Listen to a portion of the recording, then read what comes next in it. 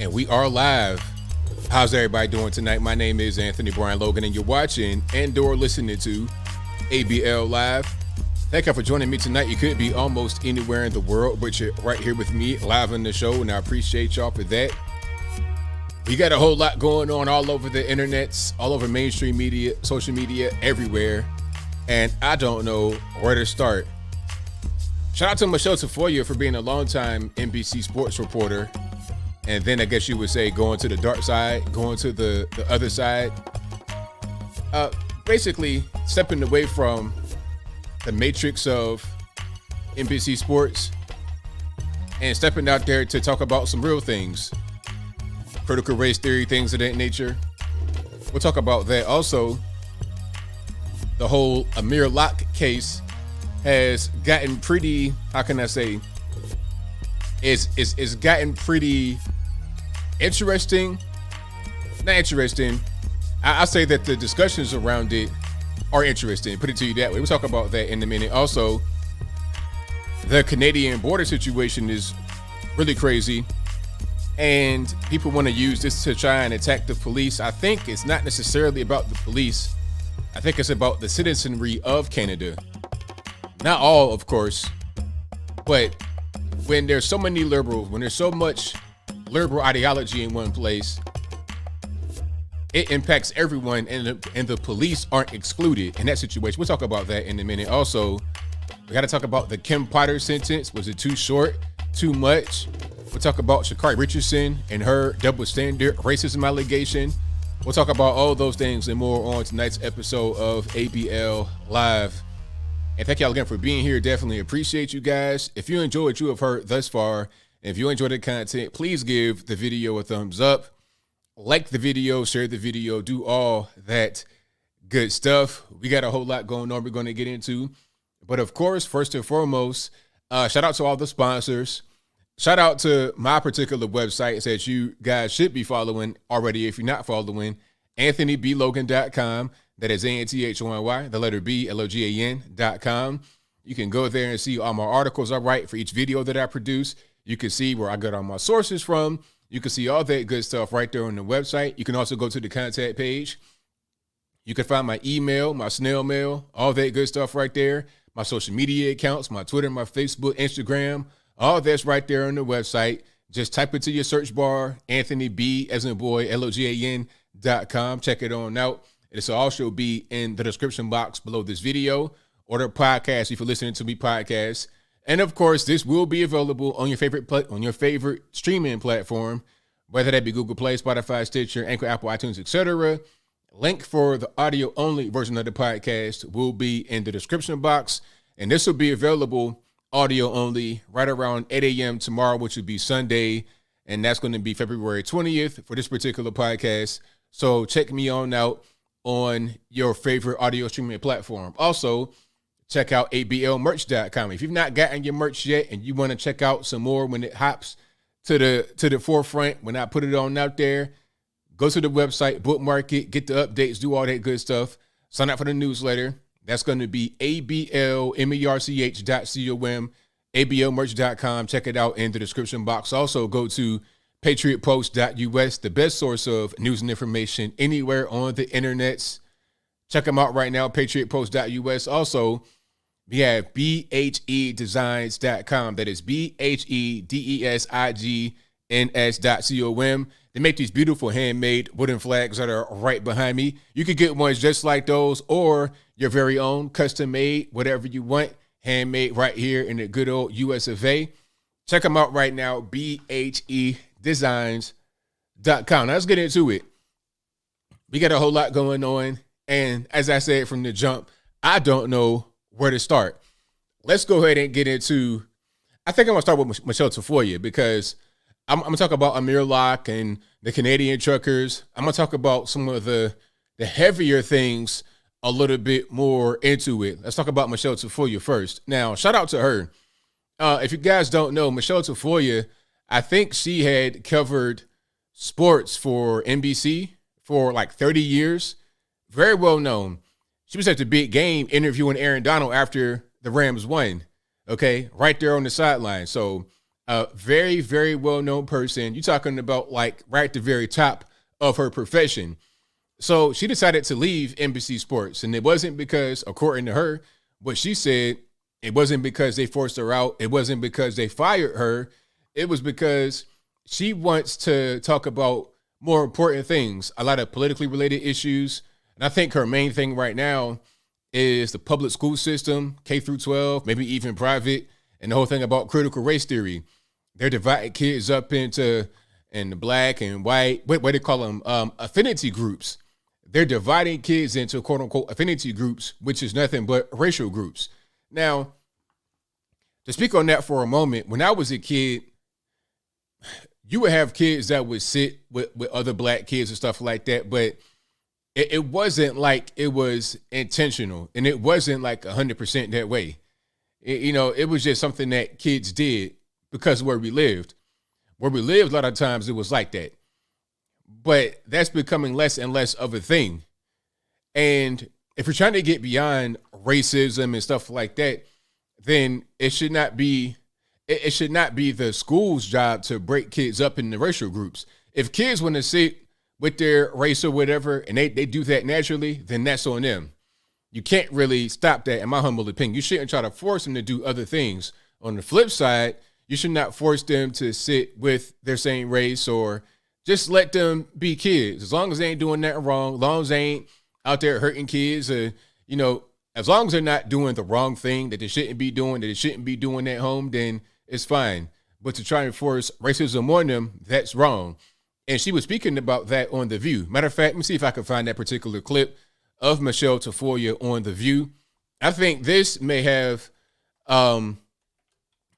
sparked her interest into leaving NBC. Or you know what? It was probably the whole thing that it was probably the whole issue of CRT that sparked it. Okay, because she doesn't want to have that be a thing that her kids deal with. She wants to be able to, you know what I mean, speak about it. Let me see if I can okay, so here is a clip from MSNBC, and I guess they're going to give their 2 cents on it. Let's go ahead and load this up. This is Tiffany Cross. You guys may or may not know who that is. Okay. Exactly. Deep Center Field Press, affinity group, snappy. Hold on. What's it say? Snappy word salad lingo, commie CRT crap. Exactly. And communism and the socialist communist system, they play with words like that too. They change words to make you think other things are going on, or it's not as bad as it is. It's a work camp. It's not really that bad. They're over there. They're just working on things, right? They don't want to call it a death camp or a concentration camp. They call, it's a work camp. It's a work area. Come on, man. Like, let's stop playing word games. And they you know what? A brief aside here. I'm gonna get right back to the video. They're doing that a lot lately, playing with words. They're changing what words mean. They changed the word racism in the dictionary. The word racism now, at least in Merriam-Webster, has language in there about white and black. Like, what does that got to do with it? Racism is racism, regardless of who does it. I don't care if you're black, white, Puerto Rican, the Kennedy stripe. It is what it is. But they want to put that white language in there to make it be a thing that, if you're a black person or if you're non-white, then you can't be racist. It's ridiculous. But that's how they operate. They want to change what words mean. Okay? This is also what happens in different parts of the world when you become conquered by another nation. They change the names and dates and history and stuff like that. They did that with Constantinople, now known as Istanbul, changing all their names in the place. That's very important because if the language is changed, the history is changed, everything is changed, you're not going to remember what was there before. So when they take down all these statues and everything else, it's easy to just totally forget that it ever happened. It's like what's happening right now with the whole thing of they're taking away all the food. I guess I don't want to say mascots. The food logos that feature people. Mr. Ben, not Mr. Ben, Uncle Ben, Aunt Jemima, the Land O'Lakes Indian lady. taking all those away, so you totally forget about it. You forget about the nice man that was on the cover of the Uncle Ben's rice. You forget about Aunt Jemima. You forget about all those things, and you just focus on the one white guy. Oh, that's all. That's all you got to have right there. They do these things on purpose, while at the same time talking about how woke and inclusive they are. Oh, that's very woke and inclusive of you, getting rid of all the so-called people of color from food products, leaving who you want to be there. But I digress. Let's get back to Michelle Tafoya and this hot take from MSNBC. And again, this is going to be Tiffany Cross on, what's her show called? Crossfire? I don't know. Some kind of weird, cringy, punny name about her last name. Let's get a little bit of sound here, shall we? She found her tribe with the terrible Tucker Carlson, a sympathetic ear in the echo chamber. And then she went to the blackface expert, Megyn Kelly, who surprisingly didn't parrot the Fox line, stick to sports. But the both Jesus and Santa are white lady should have given Michelle some advice, because this hot take Tafoya dropped on The View was quite the hot trash. You know, you live in the United States. You know that color of skin has been mattering to people. Wait a minute. Is it me, or is it sound kind of weird? Is it scratchy? If it's scratchy, it's not my fault. I promise, blame the white man, but it's not me that has the weird sound on this. The hot trash. You know, you live in the United States. You know that color of skin has been mattering to people. Can't we change it that it doesn't? We need white people to step up and do that. But I think that they've been doing that since the Civil War. Girl, flag on the play. No wonder Sideline Susan is so adamantly against critical race theory. Who needs actual knowledge when you can whitewash history with your own ignorant, ill-informed, fabricated narrative? Now, apparently, it's CRT that is causing her kids to think that skin color matters, not the Jim Crow era or the ongoing civil rights battle or the fake war on drugs or the omnipresent and numerous patterns of black bodies being harmed or black lives being taken. Now, I'm no Jamel Hill, but if I were, I might be compelled to remind Tafoya that for someone who doesn't want her kids taught that skin color matters, she's blissfully ignorant to the fact that it seems to matter very much in her own industry. Take, for instance, the obvious gap in black journalists taking up space on sports platforms. It's quite few and far between. Okay. Now, that was a bunch of words, Sally. I mean, at the end of the day, I don't see, it's a crazy thing in the world to see these people on television talking about it's racist for Michelle Tafoya to not want to focus on race. Tell me how that makes any sense. Make that make sense to me. You're accused of being a racist for not wanting to focus on race. And this chart right here, the breakdown of sports reporters. Okay. Now, this is the dumbest thing in the world. First of all, let's talk about this. If you guys can't see it, let me see if I can blow it up a little bit. There we go. Perfect.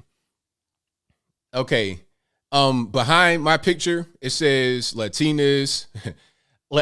It's funny how they use Latinas and Latinos rather than Latinx or Latinx. But below Latina, they say Asian, men and women and other. Now, let's talk about this. It says 2021, if you guys can't see it, the 2021 racial breakdown of sports reporters, right? It says white men are coming in right at their population level. About 65%, 70%, that's right around the population. So it's about the same thing for the sports reporters. Black men about 10%. I mean, why is that? Black folks are about 12 to 13% of the population. So that's not really anything weird with that. It's not really weird. It's right in the population line as far as sports reporters. And you don't have to necessarily be somebody that plays a sport to be a sports reporter, obviously, okay? Like Michelle Tafoya is a sports reporter, clearly not some kind of athlete out there dunking basketballs. And it's okay because that's not your job. Your job is to be a reporter or whatever the case may be, okay? Now, white women, 11%. That's not bad, really, because most sports are consumed by men. So that's just how it's going to be. Most men are going to be interested in sports, and they're going to be more interested than women. So why is this a bad thing? I guess you got to have I don't know, all the sports reporters be black. I don't understand what she's trying to get at, really. I don't really understand. Sure, they'll take a former athlete who played the game to sit across from them because why is that bad? That's how they like to see us, as entertainers who run, dunk, and tackle. But an actual intellectual trained in the craft of journalism to call games, offer insight, and level the field? Nah. Now, while Tafoya enjoys... But, okay, if you want more black folks that aren't sports stars to be sports reporters, I mean, who do you want, though? And let's not act like the white guys don't do the same thing. I mean, you're talking about Troy Aikman. I mean, John Madden. A lot of these guys played the game and then they went on to be some of the best sports reporters ever. Okay, John Madden had a whole empire, but he played the game and coached the game first, right? Troy Aikman, same thing. So it's wrong for Emmitt Smith to be a sports reporter, but not Troy Aikman. You're going to talk about Troy Aikman? Is that what we're going to do? Oh, okay. Makes a lot of sense to me. Even though TNT inside the NBA, Ernie Smith is not only a sports reporter, he was also an athlete in college. I don't know. People are just weird. This stuff like this, you know, I don't see how you can watch this and really just take it seriously. It's strange. All of that because Michelle Tafoya said that I don't want to have my kids divided by race. It's so strange. I don't really understand. They want to perpetuate racism because that's their industry, is peddling racism and peddling feelings and all this kind of stuff from that. So that's enough of that right there. So shout out to this person on MS 13 DNC. I couldn't watch it. And you know what? This is that what you just saw right there, what you just heard right there is typical of television nowadays. It's typical. Also, yeah, what you said, Chris Collinsworth. Yep, Chris Collinsworth. It's typical of television that they bring people on like that to talk about racism and talk about how everything is, you know, white people are so evil and the black people are so oppressed, because the whole chart was not even needed. Why was that chart even brought up when talking about Michelle Tafoya not wanting to be racist? That's what they do, though. And people are saying, you know what, it's a wrap. I'm tired of it. I don't want to see that anymore on my TV. I want to watch alternative media because they're not so focused on that nonsense. They're focusing on reality, and they're focusing on debunking all the extra stuff, if that makes any sense to you. Somebody said, oh yeah, Terry Bradshaw as well. Yep. Terry Bradshaw, another former football player that's now a sports commentator. A lot of guys. Okay. It's just weird. And you know what? I saw the best documentary ever. And I always say this to you guys. You probably heard it before if you watch me. ESPN 30 for 30 broke. That's probably one of ESPN's last good things they did. In a documentary, it's talking about athletes that wind up going broke or don't go broke. Now, in a documentary, they had some of the white guys. I think who was in there? It was a few guys that were in there. A couple quarterbacks, couple wide receivers, white guys, black guys, everything that had gone broke, and some guys that didn't go broke. There are white and black guys that didn't go broke. The world is much less racist than people like Tiffany Cross and MSNBC and politicians want it to be. They think it's racist because of their own nefarious purposes. In reality, they don't live like that. Just like the Black Lives Matter lady that has a whole real estate portfolio, who has property all over the country and in Canada. She's not worried about racism. Got a house up there in the hills where it's majority white. She don't really care about getting attacked by them. And you would think that one of the leaders of Black Lives Matter would be worried about that, right?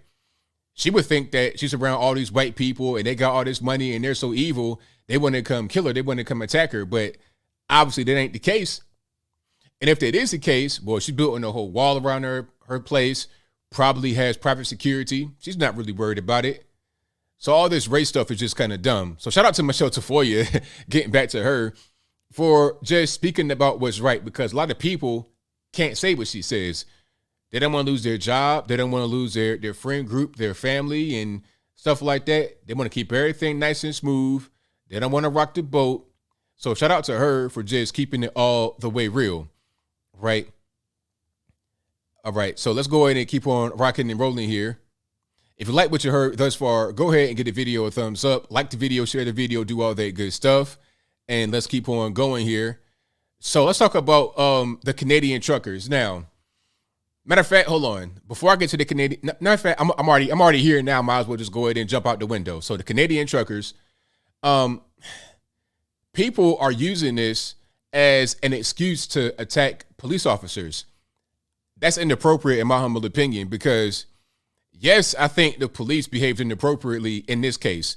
And I'm going to talk about that. But I think it's less about police as a whole, meaning all over the country, all over the world.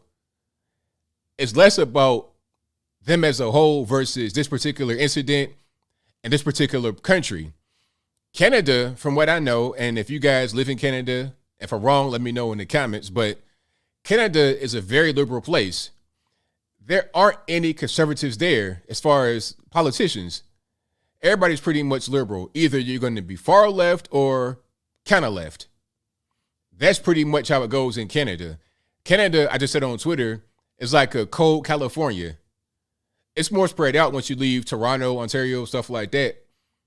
And by the way, they said like half the population in Canada lives like right in that Ontario, Quebec, whatever, that little area, like below one little line. Okay, it's a small place where most Canadians live. It's not very populated. But the majority of Canada is very liberal, unfortunately. Just like California, you have really good people that live there, a lot of conservatives, but they're outnumbered by the liberal people. And when you're around so many liberals, it's not going to just skip the police department. It won't just skip just regular normies. I was watching a video of someone getting arrested. They had on like a snowboard. It was a snowboard on like halfway on their shoes. Matter of fact, I'm gonna just show you guys, and then I'm gonna explain it for you guys that are listening to the audio only. But he was getting arrested, and you got to hear what was happening in the background. Shout out to Nuance Bro for this particular video. I'm not sure where he got it. Radio Geneva. So here's what I'm talking about. And this is a good example of why the police were brutal when it came to the lady we'll talk about a little bit later. I might not be able to play that particular video I'm talking about, but I'll play this one of the arrest of the guy on the snowboard.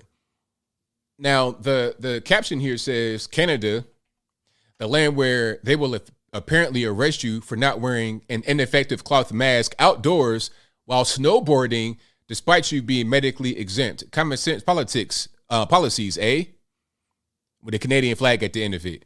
So this is like a ski resort, there's snow everywhere. I see a lift right here, and the guy has on snowboarding gear. He has on the glasses, the anti-glare glasses. He's about to go snowboarding. Now, do you need a mask to go snowboarding? What's the purpose? And you know what? Let's pause for a second. We know the cloth masks don't work. They already came out there and said that the cloth masks do not work. What they say? Put on the N95 masks.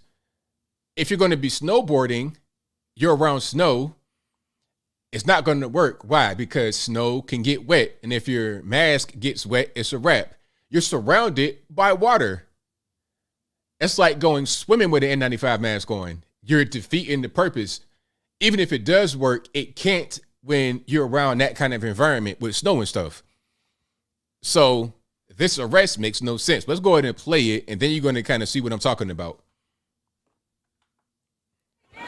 Get your hands off.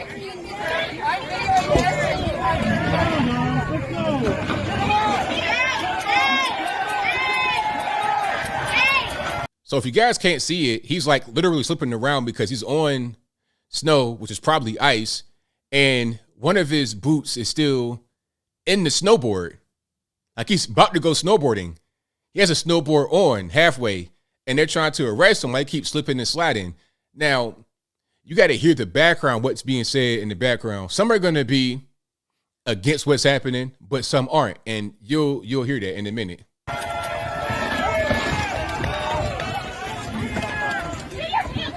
Don't touch me. Don't touch me. You're under arrest.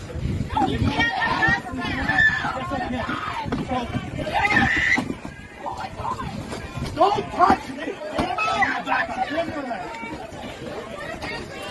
Don't touch me.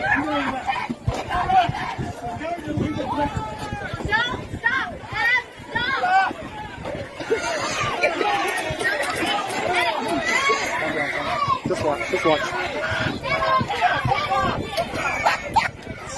Just watch. Just watch. Just watch.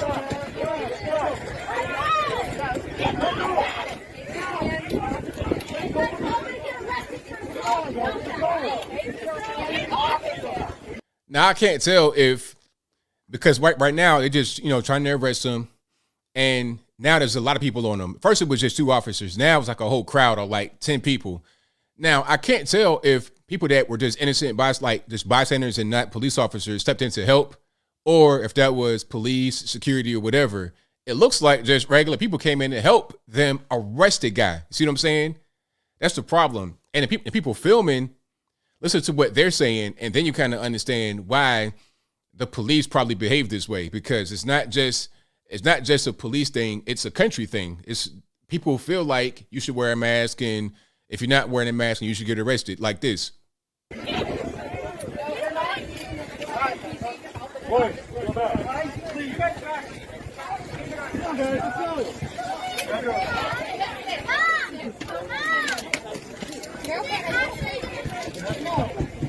Okay, guys, whoa, you touched me. You're right. Just like actual. Like it's not online. It's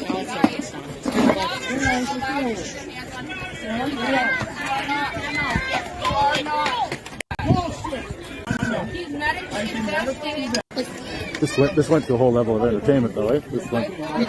Did you hear that? It's entertainment. It's fun to watch. That's what the guy said who was recording it. Okay, so that right there just kind of lets you know where they at with it. I know, right? It's like, what point to the security department? We got front row seats to this. What? Front row seats to this. I know, right? It's like, and this is physical. I've been seeing these on TikTok. It's like real life. It's awesome. So if you didn't hear that, if you didn't hear it through the commotion and whatnot, they were like, we got front row seats to this. It got physical. This is entertaining. I've seen them on TikTok, but we got it in real life. They're saying that while watching it, rather than just being disgusted at what's happening. A guy getting arrested in a snowboard for not wearing a mask.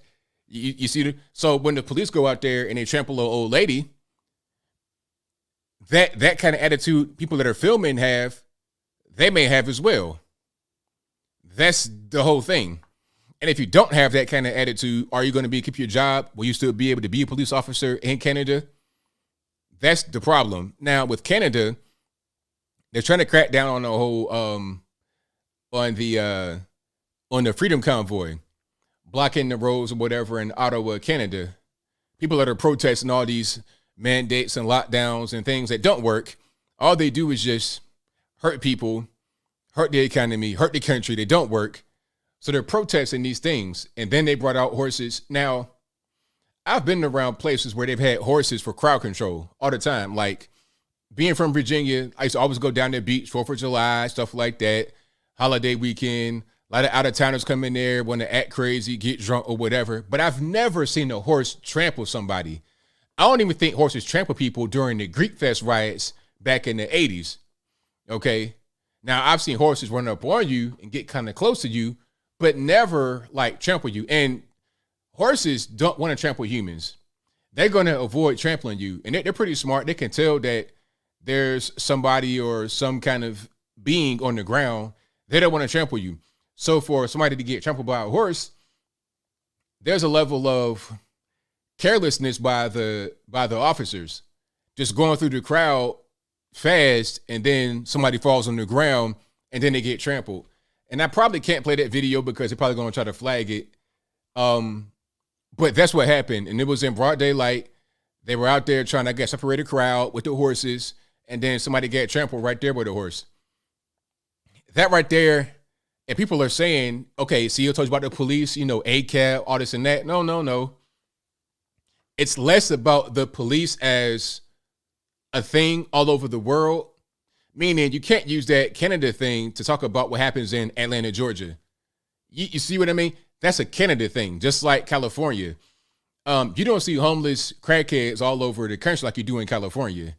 You may see the occasional fiend or whatever and wherever you live, but it's not this big widespread thing like you have on the left coast. From San Diego to Victoria, Vancouver, BC. The whole left coast and the cities is like that. You don't see that on the East Coast like that. Except for like Philly, like Kensington, maybe some parts of New York City, but you don't see that like the way it is on the left coast, where you got these big tent cities everywhere. Matter of fact, you don't see tent cities like that even in Philly and Kensington. You see a bunch of homeless dope fiends out there just getting high, but you don't see them camped out. If I'm wrong about that, let me know in the comments below. The point is that each place does things differently. What you see in Canada is not the same way all over the world. But it's really a shame. Shout out to everybody out there that's protesting. I'm with you guys 100%. But that's what's happening to you guys is ridiculous. What Trudeau is doing is ridiculous. What the police are doing is ridiculous up there in Canada. But I'm still 100% back to blue. Just not them. Just not them. You understand? Like, I love human beings, but some humans I don't like at all. That's pretty much where I'm at with it. Okay, now did the person die? I'm not sure if they died or not, but they got trampled. So I don't know. I can't speak on if the person died or not. They got trampled by the horse. So I don't know. But I most certainly saw the horse step on the person's head, but they were on the ground. I most certainly saw that. Matter of fact, I have a picture, and it's a little graphic, but you don't really see blood or gore, but you're able to kind of understand what's happening. I'm going to flash that right quick. So if you got little kids and you don't want to see it, please divert them away from the TV. If you watch it on the TV, your phone, tablet, or whatever, but you don't really see any gore or blood or anything, but you kind of understand what's going on, all right? So here's a picture in question. So you see the horses going through a crowd, and on the left side, that's police, and then on the right, that's protesters, and on the ground, I see two people. One person is actively being trampled by a horse. And again, horses typically are not going to trample you. They're smart animals. They want to avoid you. They don't want to hurt you. They're not aggressive like that. They're not like pit bulls that have been trained to kill. Okay. These are gentle creatures. So for this to happen, I think that's more operator than the horse itself just doing that accidentally, because they don't do that. So, yeah, I mean, and you know what? What's crazy is that Trudeau has kneeled for police brutality, things of that nature. So you want to kneel for police brutality when it comes to George Floyd, who, by all estimation, died of a drug overdose, and not because the police did anything to him, allegedly, from my point of view, my opinion, my thought process. You want to kneel for that, but then you can use horses to trample on people in your country, and it's not really a big deal. They got to get out the way. They're going to get arrested. They're going to, okay. You see how that works. The whole kneeling thing is bogus then, right? It's always bogus. It's all about just trying to get attention, just trying to pander. It's all about trying to pander. But then when it comes to your country and quote unquote security for your country, it's a different story. So you're going to bring horses out there and trample old ladies who are not doing anything actually wrong, just having protests and freedom of speech. Okay. Now, luckily, we've not gotten to the point of Tiananmen Square, but you see how Tiananmen Square can happen, where people are brainwashed by certain ideologies when they're full of all this rhetoric that they think is right. When the government, military, police, they're with it. A lot of citizens, they're with it as well, so they support it. They don't really mind too much. Tiananmen Square happens. You see how the whole thing kind of devolves into that, right? That's why you got to identify things when they happen to stop it before it progresses. Nip it in the bud, as they say, right? Canada, are they too far gone? Is it like California? I did not think that it was, but from what I'm seeing right now, it appears like it is. All these mandates and stuff like that, for what reason? All this extra stuff to try and defeat the mandate protest, for what? For what reason? I can't call it, but it is what it is. Okay, now Akabash Dog says, I'm not saying this, I'm reading a comment here. Akabash Dog says, ABL, her name was Roberta Paulson. She was 80 years old. She used a walker to walk, and she died. If that's true, that's very unfortunate. I can't confirm that because I don't have the information right here. So I'm just saying I'm reading the comment. But if that's true, that's very unfortunate. Very much so. But is anybody going to do, is Trudeau going to be kneeling for her? Is it going to be, a statue for her like there is for George Floyd? Is that what we're going to do? Are we going to mention her when we're talking about police brutality and government overreach? like people do with George Floyd and many others. I digress. Let's move along a little bit and get to Amir Locke. Now, Amir Locke was a 20-year-old black male who was shot and killed by police out there in Minneapolis. And as I said in my video about this, I think that Minneapolis is a center of a lot of these issues because of George Floyd. These kind of things happen all the time. This is not necessarily uncommon. Somebody getting killed in a raid or whatever, that's not necessarily uncommon, but because it's Minnesota and there's already a highlight on Minnesota, a spotlight on Minnesota, anything that happens like this is going to get a lot of press coverage. It'll get bumped up high when you're talking about the media. And then sometimes if they're able to rile up Black Lives Matter, they send them right back there to the same spot that they were in just 2 years ago.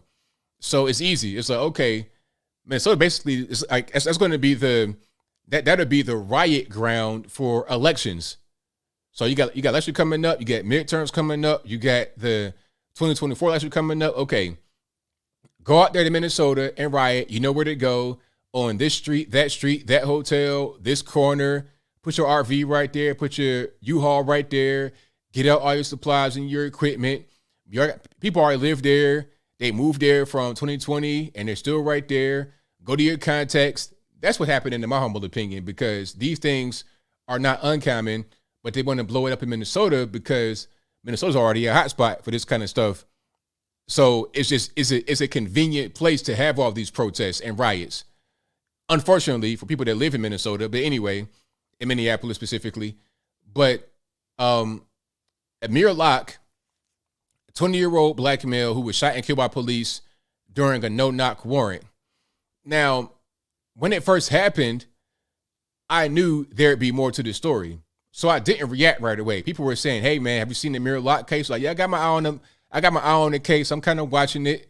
I was watching the case the whole time, but I didn't really say anything because I didn't have all the information. Some guys came out instantly and gave their opinion about the Amir Locke case. I'm like, how can you do that when you don't have all the information? You know, you're speaking very prematurely. You don't know if the police were right or wrong, really, because you don't know all the information. Some people are afraid to say they don't know. They're kind of insecure. They want to have an answer for everything. I don't have an answer for everything. Now, I know a lot because I read a lot, but I don't know everything. So I'll tell you, you know what? I don't know about that. I got to figure it out. I got to read and do some research and get back to you. But now I know a lot more than what I did before. So it's not about him being a legal gun owner. It's not about the police. They shouldn't do no-knock warrants. I'll talk about that in a minute. But here's what happened. So Amir Locke's cousin, a guy by the name of Makai Speed, 17-year-old, he allegedly shot and killed 38-year-old Otis Elder. And they said it was a drug deal gone bad, but I'm not sure if that's true or false. That could be true, might not be true, I don't know. But it could have been something like he was buying weed from outside of a studio, and then rather than the weed deal, him and his boy, speaking about Makai Speed, try to rob him, and they kill him in the process. So that's what happened with Makai Speed and Otis Elder. They had Otis Elder's fiance on the news, and with his 1-year-old, he had a 1-year-old baby.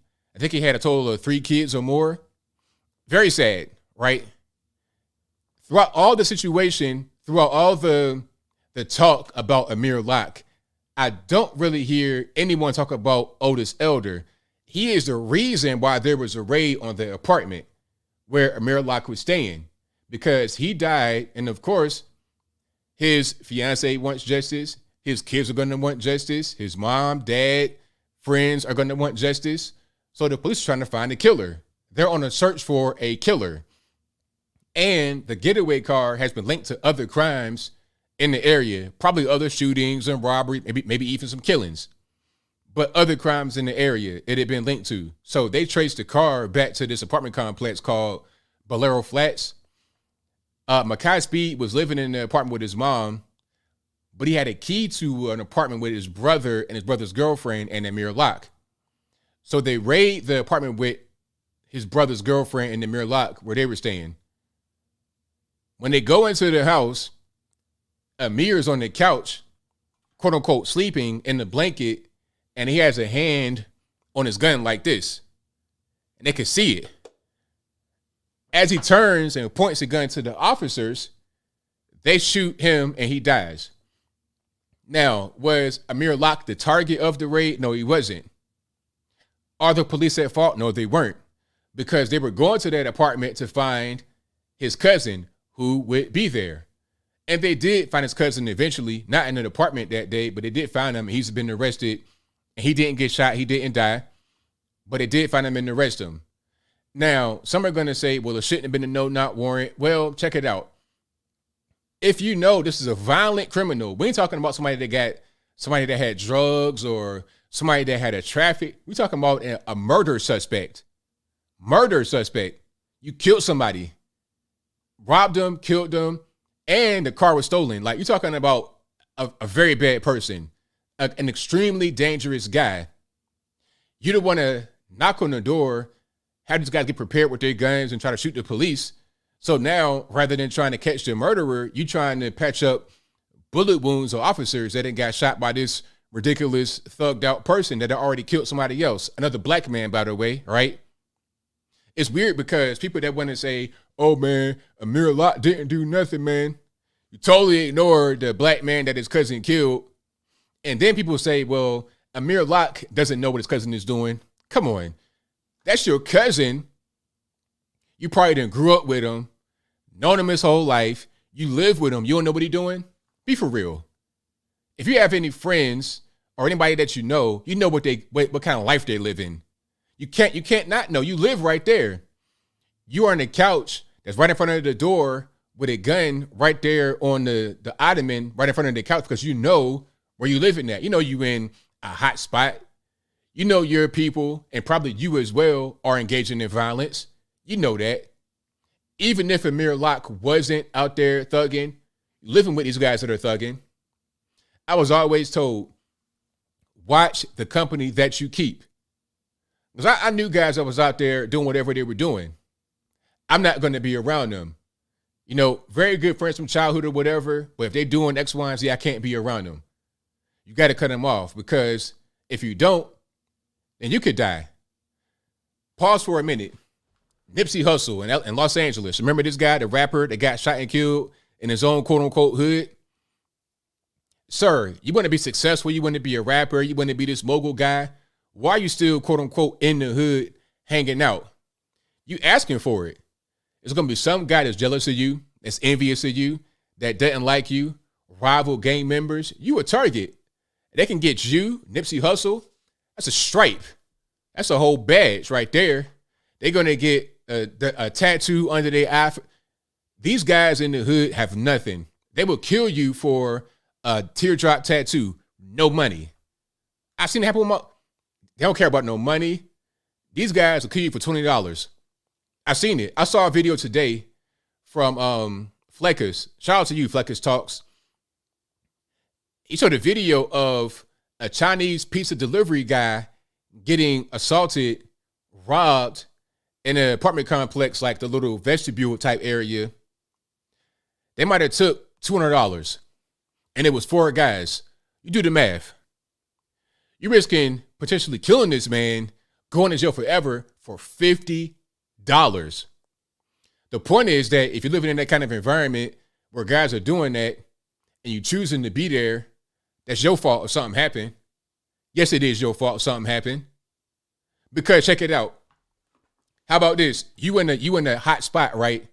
Your cousin that killed somebody and his people, the guy that died, his people come back and kill you or spray the whole house and you right there. Well, hey man, you knew what he was doing. You knew what he was into. You knew what was going on.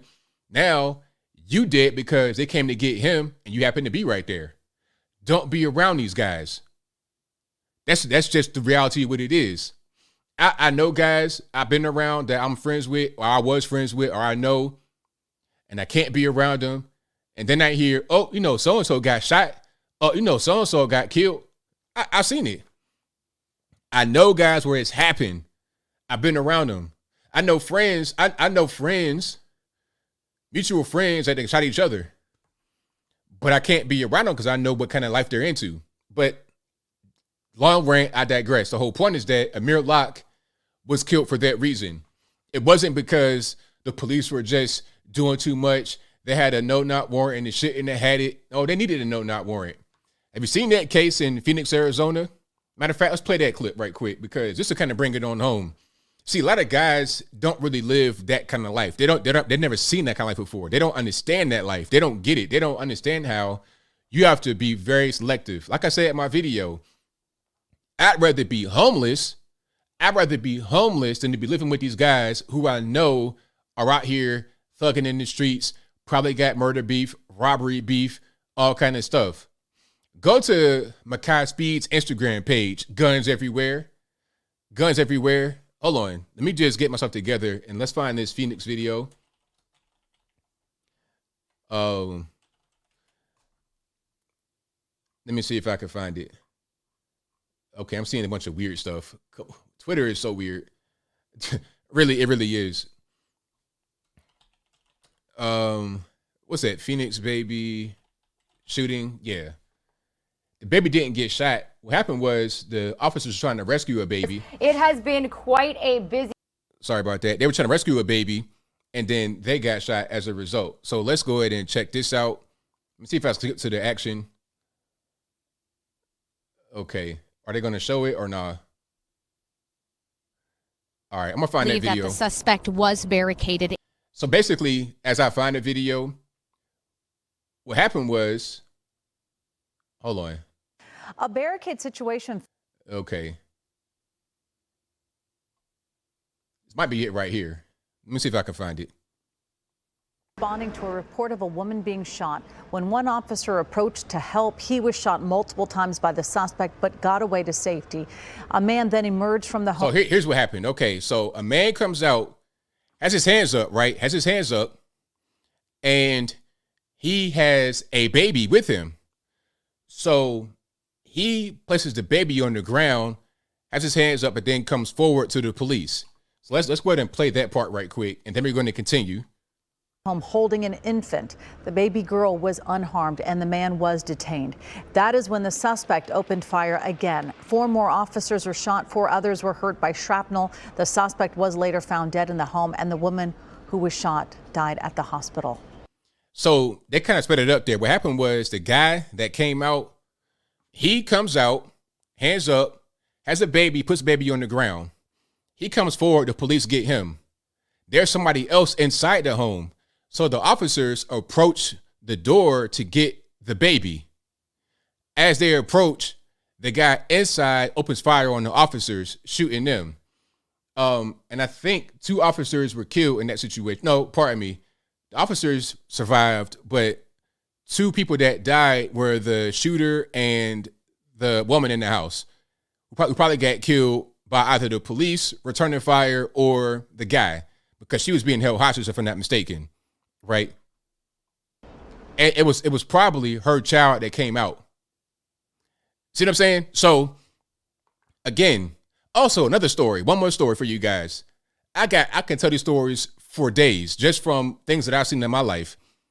Now, there was another story in Virginia, and it hit very close to home because the places where this happened, I used to go all the time, live right close to it, got family right there. So there was a hitman, a legitimate hitman, right? This guy, he was black, a hitman. He had been in jail in Atlanta for like 12 years for murder, but he got out and came to Virginia, and he was a paid hitman. So I think it was like gang members or, drug people. They were paying him to kill people. And he killed all black folks, of course. By the time he had already killed 2 people, he's on the run. The police trying to find him, but he's still out there killing people. Now, he went to one neighborhood out there in Virginia Beach. I forget where it was exactly, but I used to go out there all the time. It might have been Campus East or somewhere like Diamond Springs, that area by Virginia Wesleyan. But anyway, I used to go there all the time, just hanging out, whatever it is. And he was supposed to kill somebody that he got paid to kill, but he missed his target. And rather than just recouping, going home, trying to come back, doing something else, he sees an innocent man outside standing there. The guy's name was Guy Cuffey. That's a very big name in Virginia because it's a really big family. They are very well known. Guy named Guy Cuffey's out there waiting for his daughter to take her to work. So he's frustrated he didn't get his mark, so he kills Guy Cuffey for no reason. Totally innocent, not in no gangs, not thugging, drugging. A dad out there waiting for his daughter to take her to work at McDonald's or a store or something like that, kills him for no reason.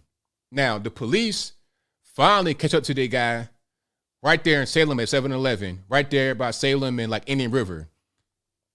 So they catch up to the guy at 7-Eleven, and I used to go to that same store all the time because I had a client out there that I would always go to deliver flyers and stuff like that. But anyway, they pull up to the guy at 7-Eleven, and as he's parked, now in the car is him, his fiance, and his baby, a baby, Goo Goo Gaga, in the car seat in the back. As the police approach him to arrest him, he says, "You know what? I ain't getting arrested." So he has guns on the floor, a Caltech and some more stuff. He puts his feet on the actual car door and leans back and begins to shoot out of the car. Now, mind you, his girlfriend is right behind him in the driver's seat. He's in the passenger seat. So he leans back on her and begins to shoot. The police shoot back, of course.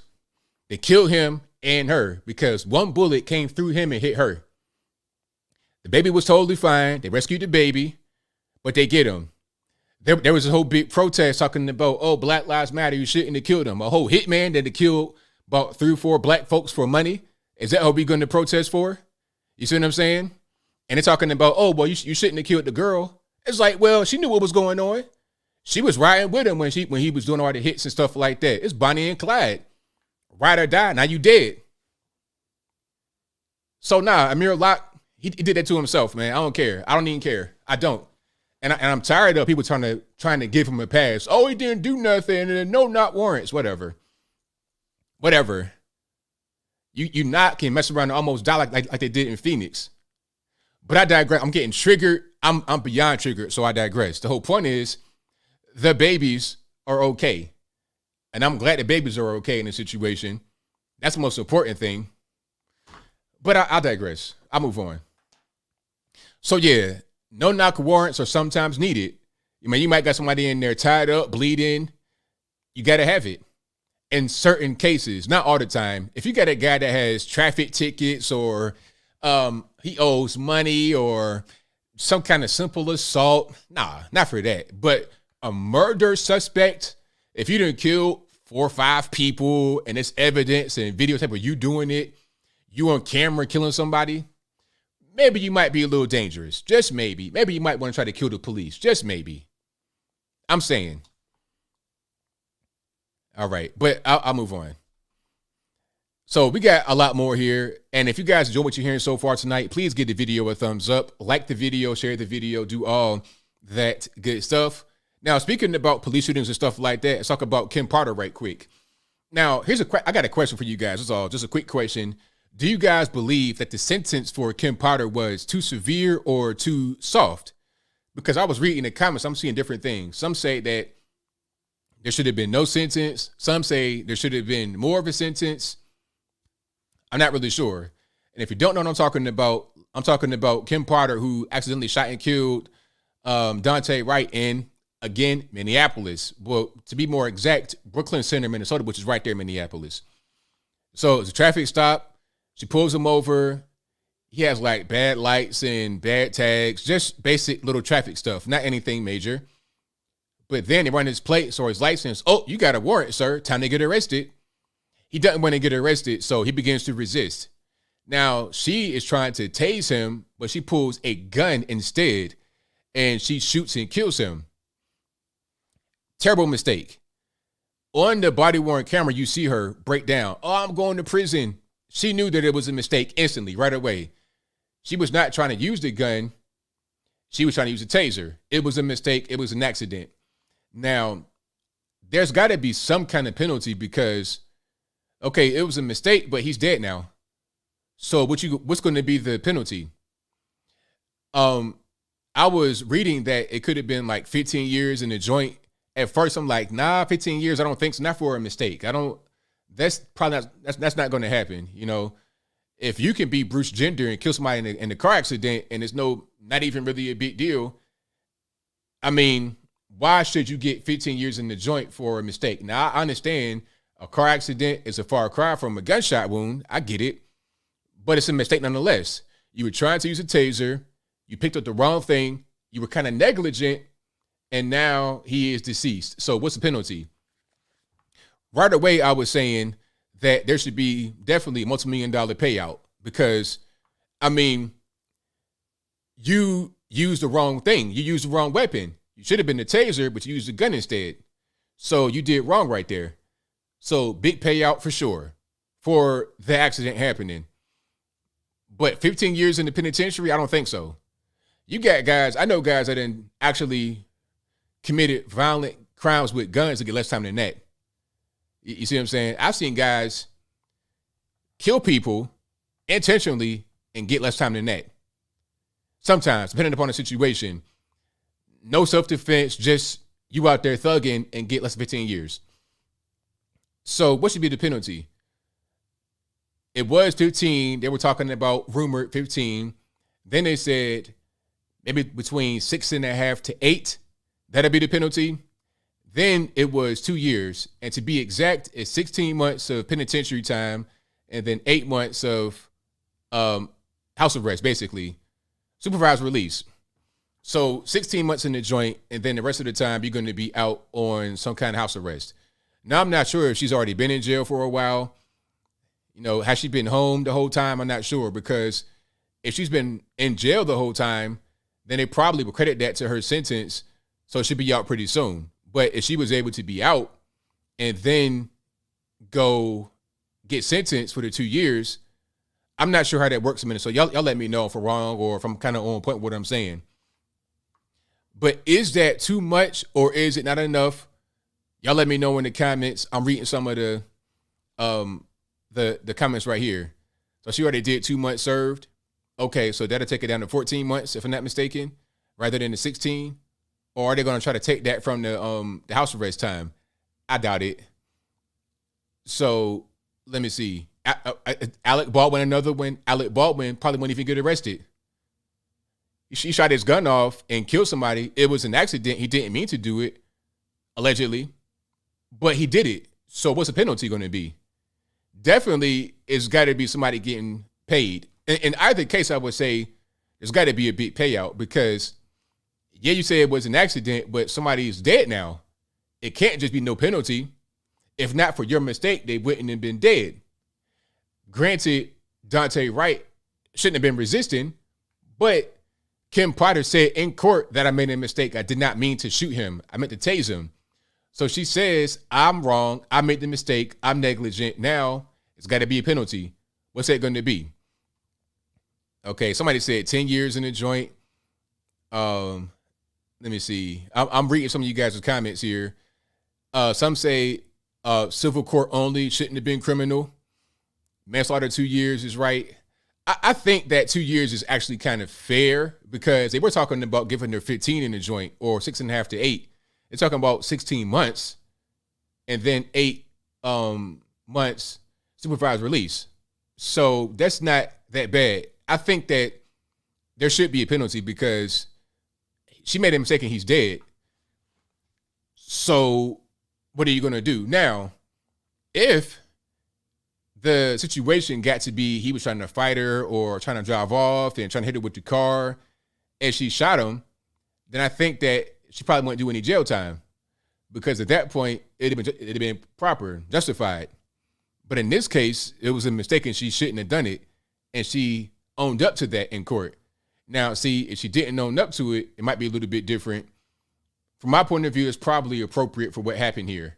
Okay, this is a far cry from the whole Amir Locke thing because Amir Locke, you're talking about, they're trying to find the murderer, and they go in the crib and he has a gun and points it at him. Now, you know, it wasn't a mistake to shoot him because he had a gun.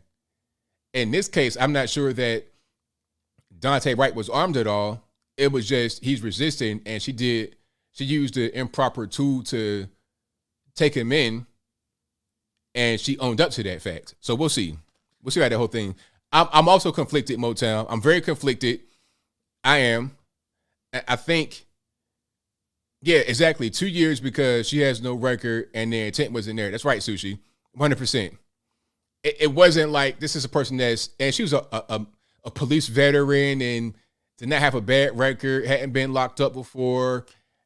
I mean, it wasn't like this is a pattern. Nah, it was just an honest mistake. A terrible mistake that you got to pay for, but a mistake nonetheless. 100%. All right. Yeah, he did drive off. Well, he drove off after he got shot. I don't believe he tried to drive off before he got shot. But when he got shot, he drove off and then he hit like a concrete divider. So I'm not sure if he died from the gunshot specifically or the wreck afterward. But it doesn't really matter because the gunshot is what caused the wreck. So if he died from the wreck, the gunshot caused it. Pretty sweet like that. All right. So training and probation. I'm reading everything here. I'm reading a little bit of everything. You guys are kind of all over the map as far as a suggested penalty. So that's kind of what I'm saying. It's like some say a long time, some say no time. I think a middle ground would be the sentence she got. I think that's probably fair. That's probably fair. Yeah. People are going to be upset, but again, I see guys get slaps on the wrist for murder as well. Or in this case, it wasn't murder, it was manslaughter. I've seen guys sometimes beat cases like this. It happens, man. You never can tell how the courts are going to go. Speaking to courts, let's talk about Sha'Carri Richardson right quick. Now, Sha'Carri Richardson, you guys remember last year, she's the track and field sprinter in the U.S. who popped positive for marijuana and got suspended from competition for a month. Now, when she got suspended for the competition, she was not able to compete in the first race of the Olympics. I forget what it was. Might have been a 100-meter relay, whatever it is. Whatever they got going on the first race, she was not able to compete in it. But she was not banned from the Olympics totally. Here's a picture of her if you guys forgot how she looks. Okay, so, trying to channel the whole float joke energy, the crazy, what's this, Auburn colored wig? That's a whole lot going on there. So real flashy, real flamboyant. Is she on PEDs? Like, what's going on here? I don't know, but I digress. The point is that she was suspended last year because her biological mother had passed. And by the way, she kept saying biological mother. She probably was not necessarily raised with her mother, but she kind of knew her a little bit. Anyway, her mother had passed away and she was dealing with depression, dealing with sadness because of that. So she smoked some weed to try and get over it. And in my video, I said something that some had a different point of view on. I was saying that you shouldn't be using drugs to drown out your mental pain because that's how you become a fiend. And the reason why is because at a certain point, the weed ain't going to be strong enough. You're still going to have that pain. So now it's like, okay, you're smoking this weed and you still got this pain. The pain becomes more intense because it's not working anymore. So now let me go a little bit deeper. Let me start drinking heavy. Then I don't do it anymore. Now you are drunk. Now you got to get high all the time. Now it's, okay, how about I experiment over here? So what? I don't care. I'm depressed. Nobody loves me. Let me go over here and do that drug. And before you know it, you be on Skid Row acting the plum fool. I've seen it happen all the time. Matter of fact, I spoke to a guy who came out of a rehab center. And I know anecdotal, whatever, but hear me out. The guy was saying that his daughter had got murdered. And when that happened, he couldn't deal with it. So what he decided to do was just use whatever he could. It was weed at first. That didn't do it. The drink next. That didn't do it. So then it was, okay, how about I start, smoking a little bit of crack, shooting heroin, meth, whatever he could to take the pain away. Then he lost everything. Now he's in the rehab center trying to get life back on track. That's why you see all these people in Los Angeles on the ground doing stuff like this. That's why you see them do stuff like this, right?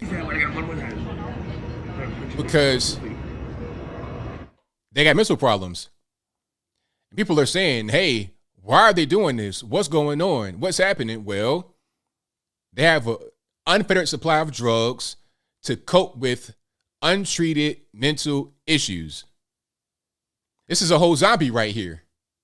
This is somebody's son, somebody's brother, somebody's friend. At one point, this is a real human being right here on the ground in LA. People just walk right past him. You know, he probably went through the whole spiral of, okay, I'm trying to, I got mental issues. I'm trying to deal with it. So now I'm on the drugs. But I digress. The whole point is that you shouldn't be using drugs to try and self-medicate because that can be a slippery slope. But anyway, her mother passed away. So she smoked weed and she popped positive for marijuana in the drug test. Now, she got suspended for 1 month, and the month kind of coincided with the Olympics a little bit. She missed the first race of the Olympics because she was suspended, but she was not picked for the second race in the Olympics she could have gone to because by that time, the suspension was over with. So she missed the whole thing because of the suspension and for not getting picked for the second race. Now, Camilla Vallievo, on the other hand, is a Russian figure skater. She popped positive for trimetazine, some kind of heart medication. And they say that it's like it helps you with your endurance. So I guess it helps with your cardiovascular. I'm not really sure. But it was a banned substance, and she popped positive for it. She also had 2 other things in her system, but they were not banned substances. Only the one thing was banned. But she was allowed to compete in the Olympics. So people are just looking at that only. They don't want to ask any more questions. They don't want to do any research. They don't care. All they see is black girl, weed test, suspended, white girl, banned substance test, not suspended. They don't care about any kind of nuance in there. They don't care about the actual situation. But it's much different. First of all, Sha'Carri races for the U.S. We have our own thing over here that controls all that, our own anti-doping agency called USADA, U.S. Anti-Doping Agency. They are the ones who suspended Sha'Carri right when the test happened back in, July of last year. As soon as the test came out, popped positive for weed, boom, 30-year suspension right there. In Russia, it wasn't like that. They have their own agency, the Russian Anti-Doping Agency, RUSADA. They saw the test was positive back in December of 2021. They didn't say a word until right now during the Olympics. Okay, you didn't hear the girl come out and say anything. Nobody said a word. So nobody knew. They didn't suspend her or anything like that in Russia. You see what I'm saying? The IOC, the Olympics, they have no jurisdiction over what happens when you're not in the Olympics because it happened in Russia back in December, before the Olympics. With Sha'Carri, same thing, back in the U.S. before the Olympics. USADA suspended Sha'Carri. RUSADA did not suspend their skater. So Sha'Carri's talking about, is racism involved? Well, how is it racism involved when you're talking about a whole different country and a whole different organization that's responsible? So are you telling me that RUSADA and USADA colluded to be racist? How does that make any sense? If Sha'Carri would have been talking about her teammate that was white in the U.S., that'd be different. If that happened to her teammate where she was suspended and her teammate wasn't, then it'd be a problem. Then it's like, okay, why did that happen? What's going on? But that wasn't the case. You're talking about a whole different country. So when Russia did that, they so when they did that, the IOC is now kind of like, okay, what are we going to do? So the IOC, they took it to the CAS, that's a Court of Arbitrary for Sport in Switzerland. So then they looked at it and then they gave a decision, a court ruling. Okay, so it went to a court. It didn't go to RUSADA or the IOC or anybody else. It went straight to a court in Switzerland. And then they said, well, ain't no point in suspending her because if it was going to be a suspension, that would have happened back in December when the test came back negative or positive. So the 30 days would have still had her be in the Olympics. And she's 15 years old, underage, and some more things. The point is that it was a whole court in Switzerland that decided, not USADA, because they have no jurisdiction, or RUSADA, because they were kind of funny with it. They kind of cheated, which is what Russia does. And to further bring home the point about it not being about racism, Russia got banned from the Olympics because of doping. The whole country got banned. So Sha'Carri talking about, oh, I got suspended because I'm black. Well, how about a whole country that's majority, 99 point whatever white? They got banned from the whole games, period. They can't even compete as their own country. They got to compete as the Russian Olympic Committee. They can't fly their flag, none of that. They were able to come back on the loophole, a legal thing. That's just what it is. Russia is known for cheating. They're known for doping, same as China. They do that. China was sending 8-year-old little girls to compete as 15-year-olds in gymnastics, okay? They don't really care too much about trying to be ethical like some in the U.S. do. We also cheat, but not quite to the level of Russia or China. You see what I'm saying? So really, it's not even about racism. It's about corruption and state-sponsored cheating in other countries, not about race. That's if you see it that way, you're just looking at it from a very small point of view, a narrow-minded point of view. You don't know all the information. Really, that's kind of what's going on. So yeah, that's just kind of what it is. Okay. Oh, y'all talking about weed? See, look, I said something about weed like a half hour ago, and y'all still on it. So, I mean, what's going on? Y'all tell me what's happening. Can you focus on something else other than the weed or nah? Like what's really happening? But anyway, yeah, the Eastern women's team, all kind of stuff. A lot of cheating been going on in the Olympics because the Olympics are very important for your national image. I was watching the video where they said that Xi Jinping was able to kind of like stay in power in his country because of the Olympics, because of the Beijing 2008 Olympics. He was able to stay in power because of that. These are very, very, very serious games. It ain't just, oh, I'm going out there, I'm running, I'm looking like FloJo, I got my wig, and I'm having fun. No. It's life or death for a lot of countries. This is very serious.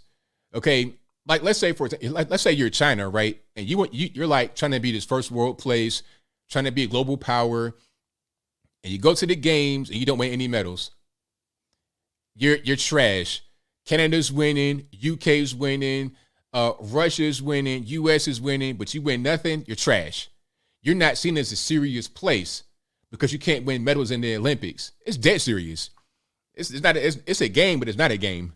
So if they got to cheat, if they got to do kind of like underhanded things, if they got to kind of like use loopholes, they'll do it. They don't care.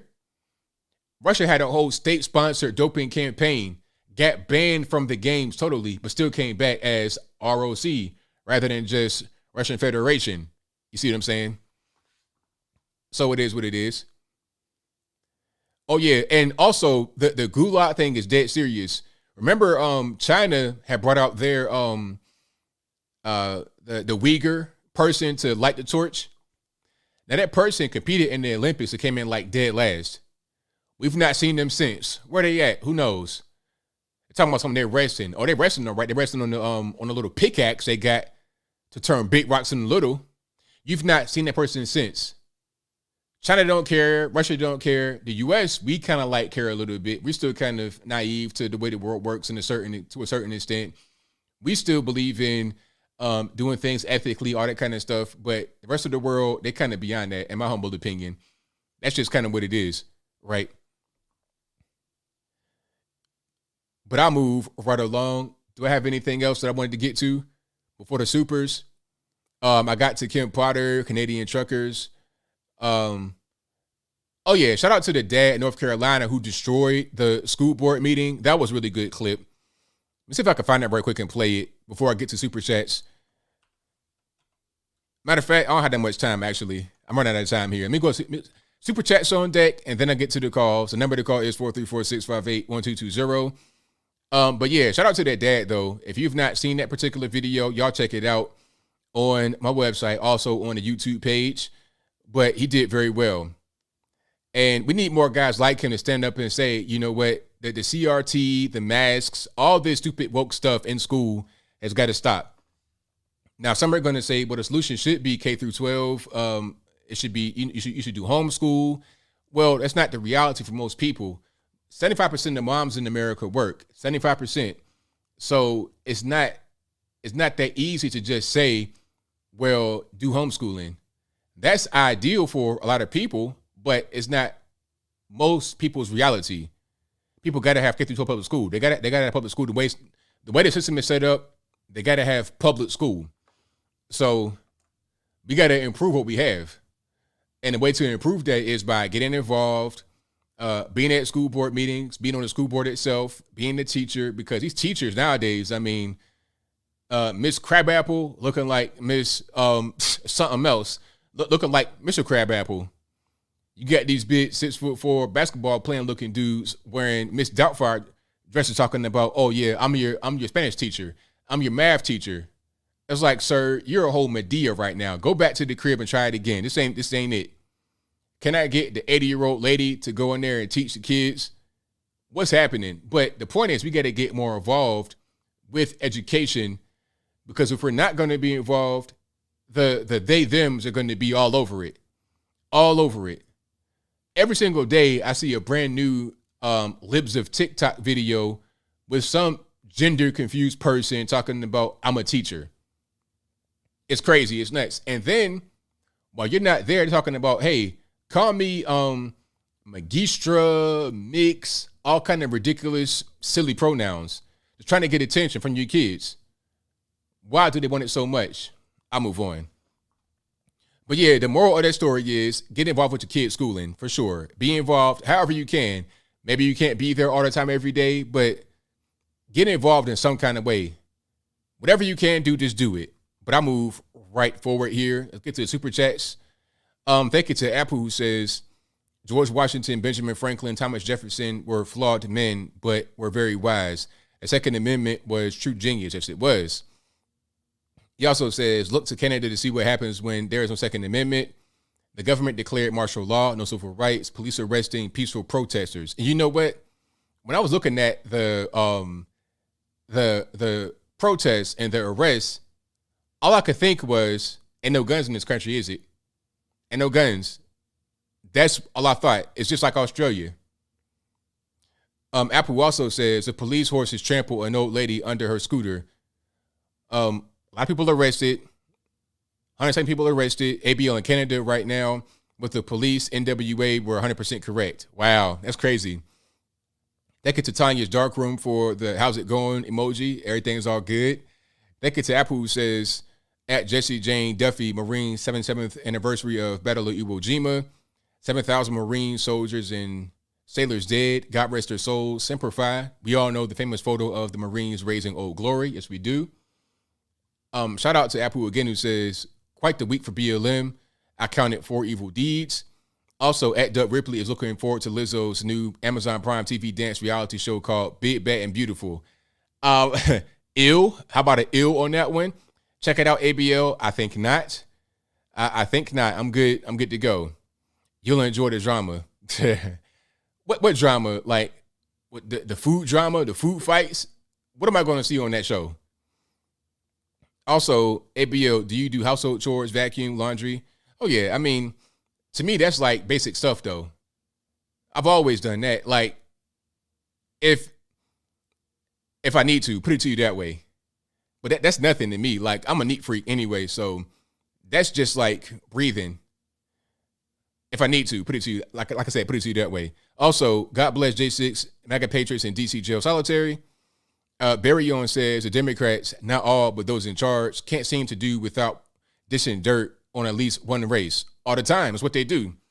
They talk about how they're woke and inclusive and non-racist, anti-racist, but I can't tell.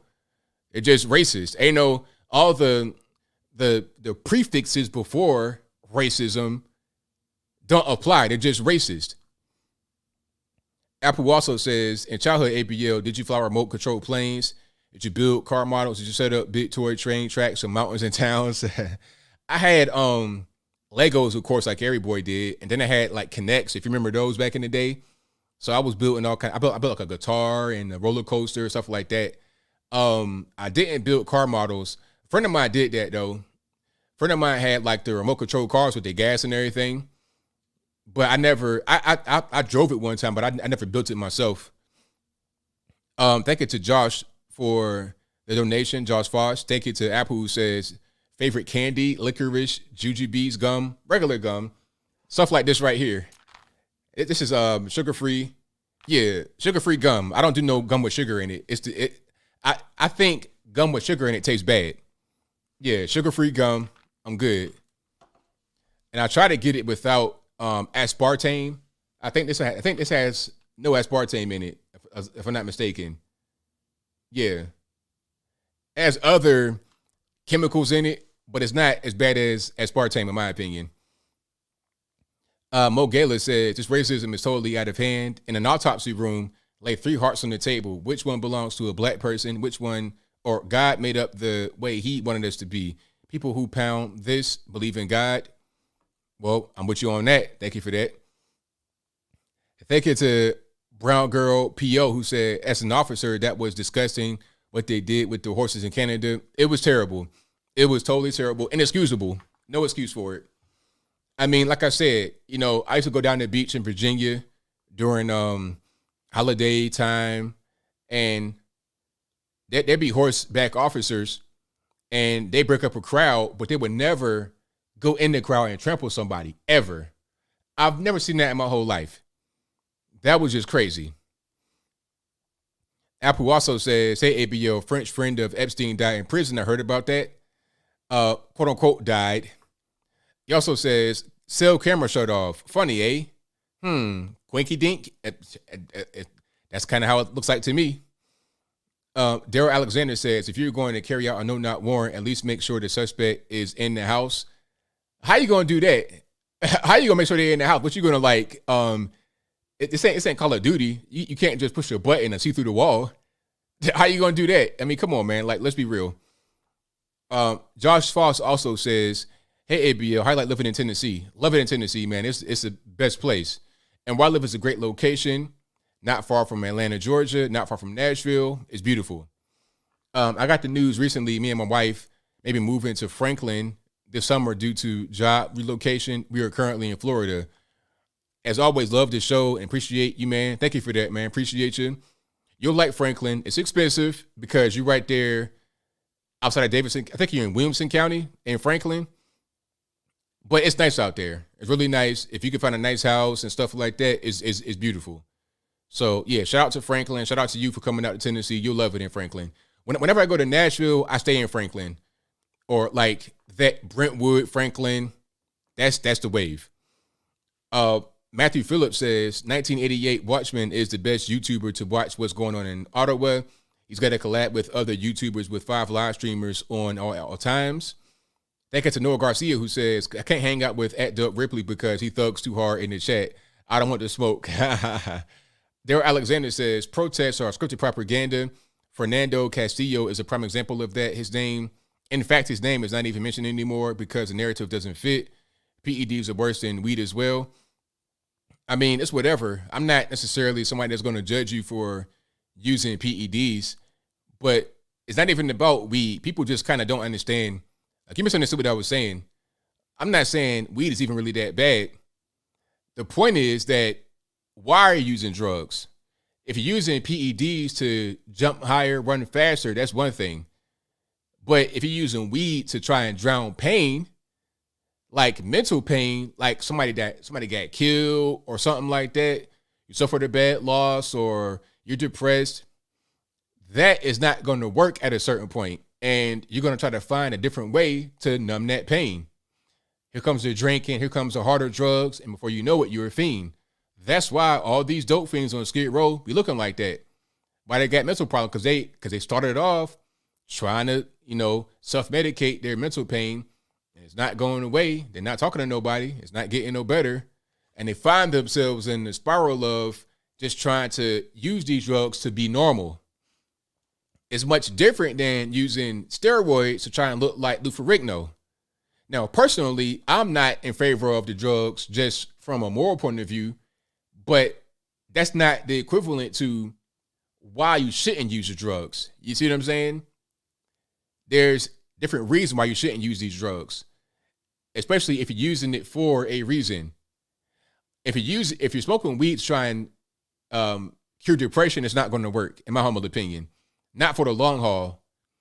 If you're using PEDs to try and look for Rigno, maybe it'll work, but you might, be looking like Bruce Jenner at a certain point. But I digress. Chevy says trigger is ABL best side. Thank you for that. Thank you to you guys. I don't understand. Like, why is it that people can't understand what I'm saying? Somebody says ABL, weed does not lead to homelessness. You guys don't get it. You don't understand.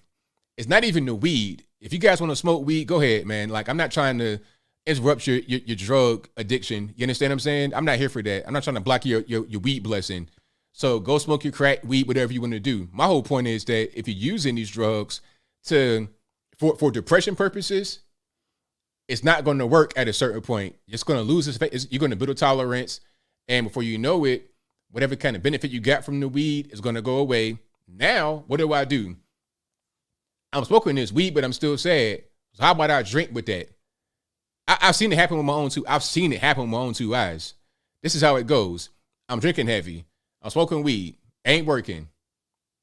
Now, how about I go to crack? How about I go to something a little bit stronger? Put a little bit of cocaine. That's how it happens. It's a spiral. I've seen it over and over again. But I will digress. I promise. No more weed talk. I don't want none of these fiends to be in my mentions getting triggered. Also, thank you to Daunte 1804 who says speeding and you kill someone, that's reckless. Someone runs a red light, you accidentally hit the gas, not your fault. If you're fighting with the police and they make a mistake, you caused it. Yeah, but see, the thing is, you may have caused it, and that's probably why she didn't get like the maximum, why she got a very short sentence. But she made a mistake as well. It's just like the whole thing with Walter Scott. You see, Walter Scott, he was killed by an officer, although he kind of caused it, it's not his fault. You see what I mean? So Walter Scott, if you don't remember, in South Carolina, he had already been arrested. He was in the police car, and the officer was out of the car for some reason. I'm not sure why he was out of the car, but he was out of the car and left the guy in the car. So Walter Scott gets out of the car some kind of way. He escapes, and he's trying to, quote unquote, run away. And the officer shoots him and kills him. Now, that was the wrong action to take by the officer. That's why he's in jail now. Nobody can say that he did something right. Although it was caused by Walter Scott doing what he did, it doesn't matter because he still did wrong. If you do wrong and he does wrong, it don't make it right. Regardless of what, you still got to do the right thing. You still got to go by procedure. And if you make the wrong move, if you make a mistake or make the wrong choice, you're responsible. All right. Silas says, pointing a gun at police is like jumping in front of a moving bus. There is an automaticity to the consequences, which only recently anyone questions. Correct. Exactly. You can have a gun and point it at a cop and you won't get shot. How does that really work? James S. says, officers around the vehicle when he shot the kid. I'm not sure what you're talking about there. Nicole says the same people who are mad at about a 2-year penalty for the lady cop are the same people that held the DC cop that killed Ashley Babbitt a hero. Yeah, I agree. Correct. Tom's channel says, breaking news, another Epstein associate dies in prison. I saw that. Thank you to Tom Young John, who says, Jesus loves humility before the Lord is key. Snoopy Payne, thank you for your donation. Thank you to Daryl Alexander, who says, mad people in here running their mouths, but very few are actually putting anything in a collection plate. Just saying. Mike H says, keep fighting the good fight, brother. Thank you for that. Daryl Alexander also says it's called surveillance. Keeping Up says the lady that was trampled is in the hospital. So is she died or not? I don't really know. That's why I say I don't really know if anybody, I can't say that she died or not. I can just read the comments and say what happened. All that I do know was that she got trampled. I don't know anything else, whether she's passed away or in the hospital or what. Tom's channel says, if freedom of speech is a quote, if freedom of speech is taken away, then dumb and silent, we may be led like sheep to the slaughter. George Washington. Very good quote from George Washington, of course. Brown Girl PO says, they're special ABL. People with common sense understood what you're saying. That's what I'm saying. It's like, is it just me? Am I speaking Chinese over here? Or do I make sense? I'm just trying to figure out what's going on. All right. But you guys are the best audience anywhere on the internet. It's time for the call. So the number to call is 434-658-1220. Again, 434-658-1220. All right. Shout out to everybody that's sober out there. No, I don't want to trigger nobody. It's all good, man. I ain't trying to judge you. I want you to have a really a good, prosperous life. Be healthy. That's all I want. I don't want nothing else. I ain't trying to, attack you or nothing. But the number to call is 434-658-1220. Let's go ahead and get to it. 860, you're the line I'm speaking to. Hey, ABL, my brother at FNA Ranger Xbox. All righty, man. What's going on? How you doing, brother? Man, God bless that father in, South Carolina? I got 3 boys and a daughter, and I will not allow my boys to rough up my daughter. What makes you think I'm going to allow your boy to rough up my daughter? Exactly. Amen, amen, amen. And the reason why the Democrat liberals want you out on the street committing crime is, number one, they hate black people. You're going to commit crime in your own community, your own circle, But it makes their crimes that they're committing less obvious and less punishable in their eyes. How you going to, bust them for insider trader and stuff when you got guys out on the street committing robbery and murder? Yeah, that's a good point. Very good point. And this critical racist training, CRT, critical race theory, no, it's critical racist training.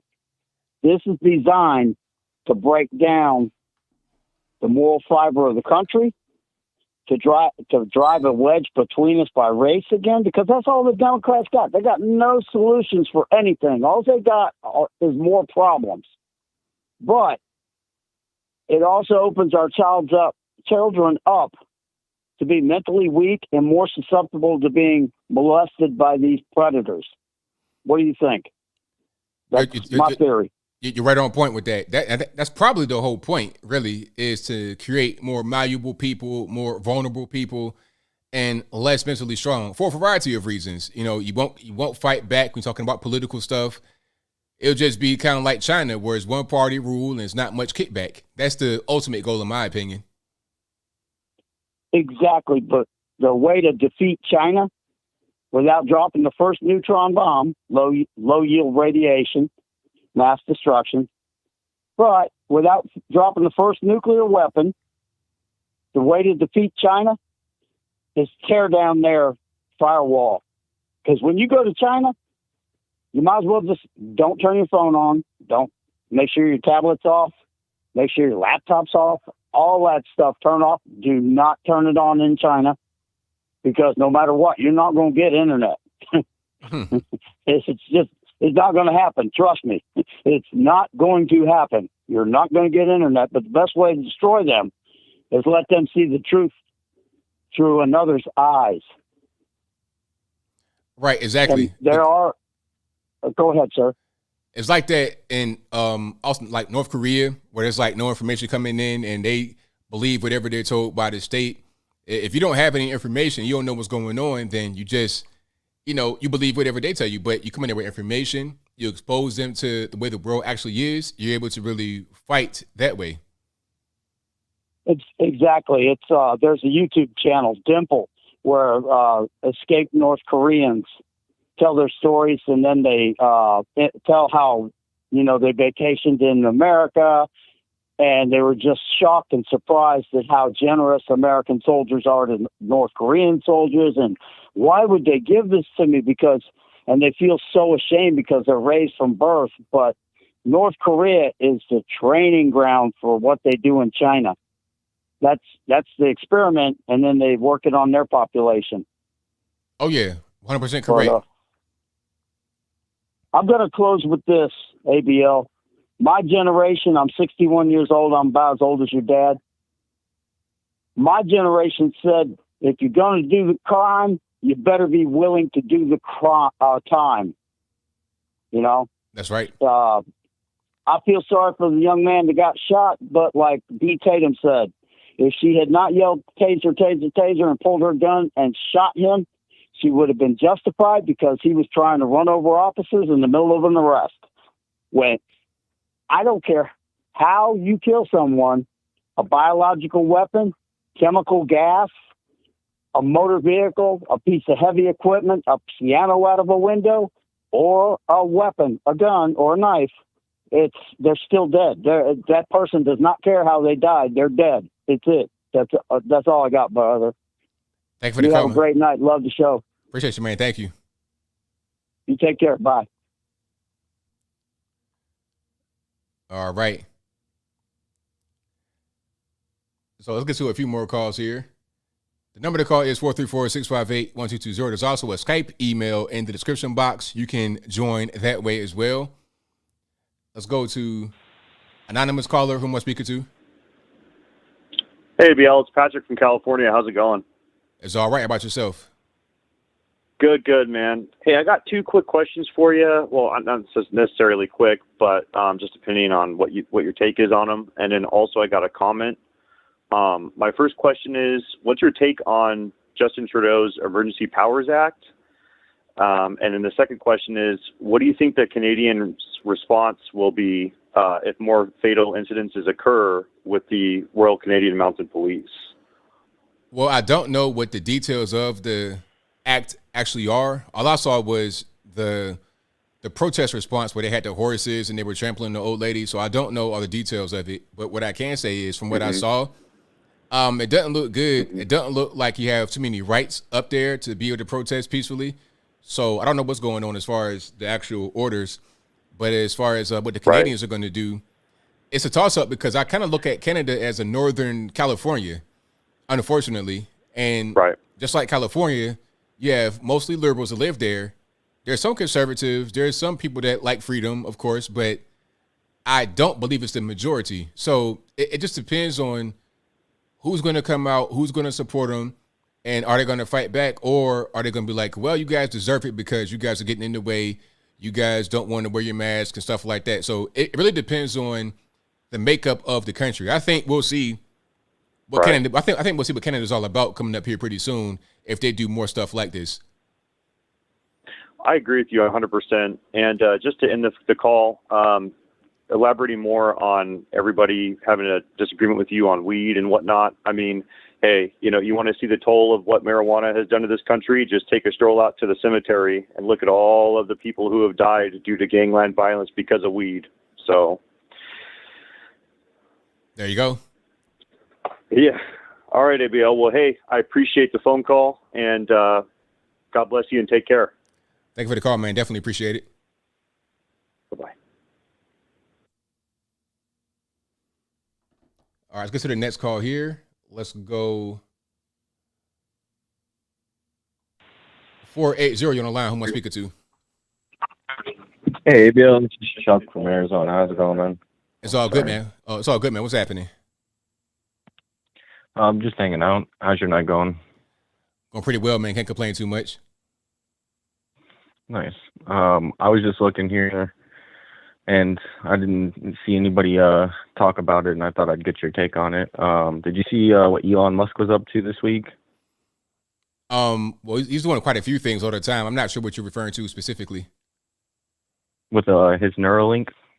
Oh, with the monkeys? I think I saw that, yeah. Yeah, man, that was pretty crazy. I guess some of them were, like, eating themselves, and so they had to put them down, like... Yeah, like, and for those who have not seen the video, I definitely can't play it here because it's way too gruesome. But the Neuralink is like some kind of thing he's trying to, it's like some kind of like brain implant where you can control them or enhance them or some kind of way. I'm not sure, but the monkeys are being tested on, and they have like parts of their skull kind of halfway open because it's a really big device. It's not like what you may think, like a little SIM card type thing. It's like a big cylinder in the center of their head. Yep. It's gross, and the monkeys are doing all kind of crazy things. I mean, it was really bad to see. And then the crazy thing is like, a couple months back, they were like, "Oh, check out this monkey! It's playing a game of Pong with its mouth." And it's like, "Hey, we're doing animal testing." You know what I mean? And it's like, And then we'll just brush this one under the table, and then at the same time, let me go and back my word and say that I'm going to stop world hunger and donate a bunch of money to a random charity that's under the table and, possibly might be for world hunger or whatever. So, I'm going to be the good guy over here, but, my experiments aren't going too well over here, so it's all PR. Right. Well, it's crazy, man. I just thought I'd get your take on it. That's insane. Neuralink, they're drilling these things into the monkeys' heads, and they're doing it because we're next. The animal trials are right before humans, so. Well, hopefully, crazy stuff. Yeah, hopefully I don't see human trials. I don't want to see no humans walking around with some kind of cylinder. I definitely don't want to see that. So, and I think what he said was humans are going to have to merge with machines or become irrelevant in the future. I don't want to see something like that going on.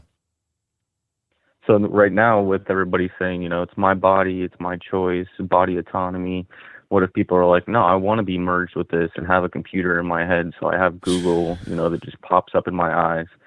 And it's like, no, I want to do this, and I want to be the trial. I want to be the first guy. So it's like, I don't know, it's going to be some crazy stuff, man. I think they're setting up for something, you know what I mean? It's like some people are going to be like, what the hell? These people are able to fly around, and they do their job, 500 times faster than I do, and it looks like they're just a robot or something. It's like, well, yeah, they're half android, so.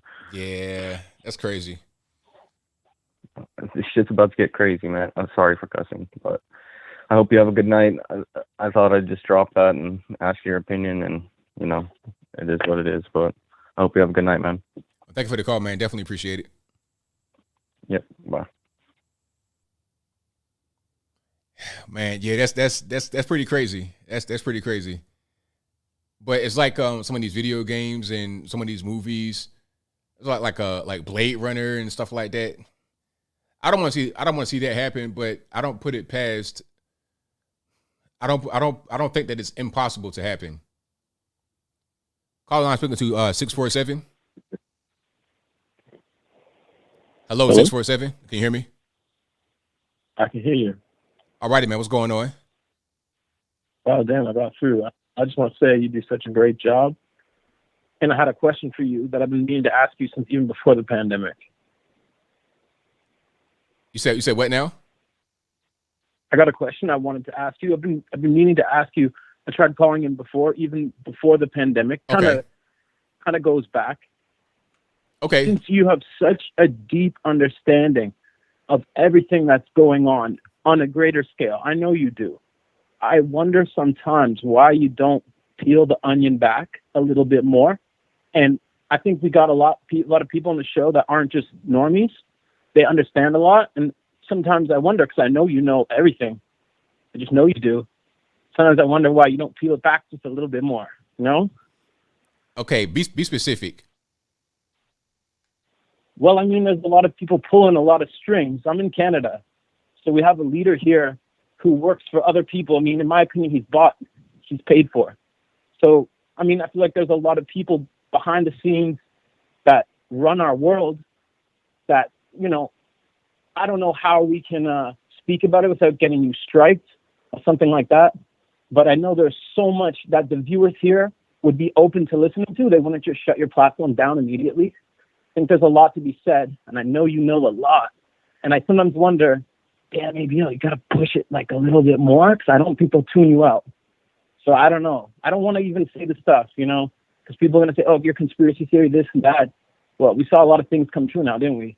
So, well, that's all I got to say. Oh, thank you for the call, man. I appreciate you. Super cool. I'm sorry. I don't know if he was still talking. I thought he ended the call. But shout out to you, sir. Definitely appreciate it. I ain't trying to hang up on you on purpose if you were still talking. But I kind of know where he was going, but that ain't really. Ultimately, it's the people. This is what I was saying when I was talking about the brutality up there in Canada. People were there kind of like egging it on to a certain extent. So it's like, regardless of who may be in charge and who's in, it's the people that have to decide what they're going to do themselves. That's just, that's the long and short of it, in my opinion. 309 online. Who am I speaking to? Hi, this is Noah Kane. I'm from Illinois, downstate Illinois to be exact. We don't really approve of Chicago, but I was just, I wasn't really calling about anything, that's going on right now, but I was just wondering what your thoughts are on the chances of taking back the White House in come 2024. Because, Trump lost Wisconsin by I think 20,000 votes. He lost Georgia by 10,000. Arizona was around 11,000, but, you can call election fraud or whatever, but I don't know. I'm just, what do you think the odds are on getting a Republican back in the White House? I think people are fed up, with gas prices, inflation, and Biden's been a total disaster. Ukraine is, whether you like Ukraine or not, foreign policy is terrible. He's just not been a good president. Well, I think it's going to be a good chance because of how bad Joe Biden is doing. And it's kind of like once you go back to Virginia in the 2021 election where they got Glenn Youngkin in there. Virginia is a very blue state. And I'm from there, obviously, and I've seen it go blue over the years. When I was a kid, it was solid red, then it became purple, and then it became solid blue because of Northern Virginia. So if they were able to go red last year, I think the whole country could do the same thing coming up in 2024. Because I don't see Biden getting any better. He's been in there 1 year, and it's been disastrous.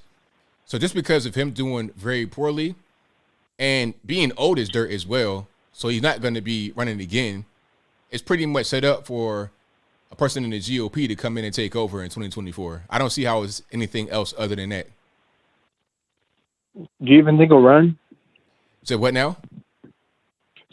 Do you think he'll run again, or you think he'll retire? Who? You talking about Joe Biden? Yeah. No, he's not going to run again because he's already about to be 80 years old now. So in 2024, he'd be 82, 83? He'd be too old. He's too old right now to even be the president. So he's not going to improve at all in 2 years. Oh, yeah, there's no way. But I'll let you get to some other callers. That's all I really wanted to bring up. Thank you for the call. Except for the go ahead. One more thing. I don't understand why the Ukraine thing and the truckers thing are such big stories. I just feel like we should be focusing on, things that are happening on U.S. soil. You know what I mean? Like what though? Inflation, the economy is just so bad. And, the Biden administration, I think Lester Holt was on NBC News interviewing him.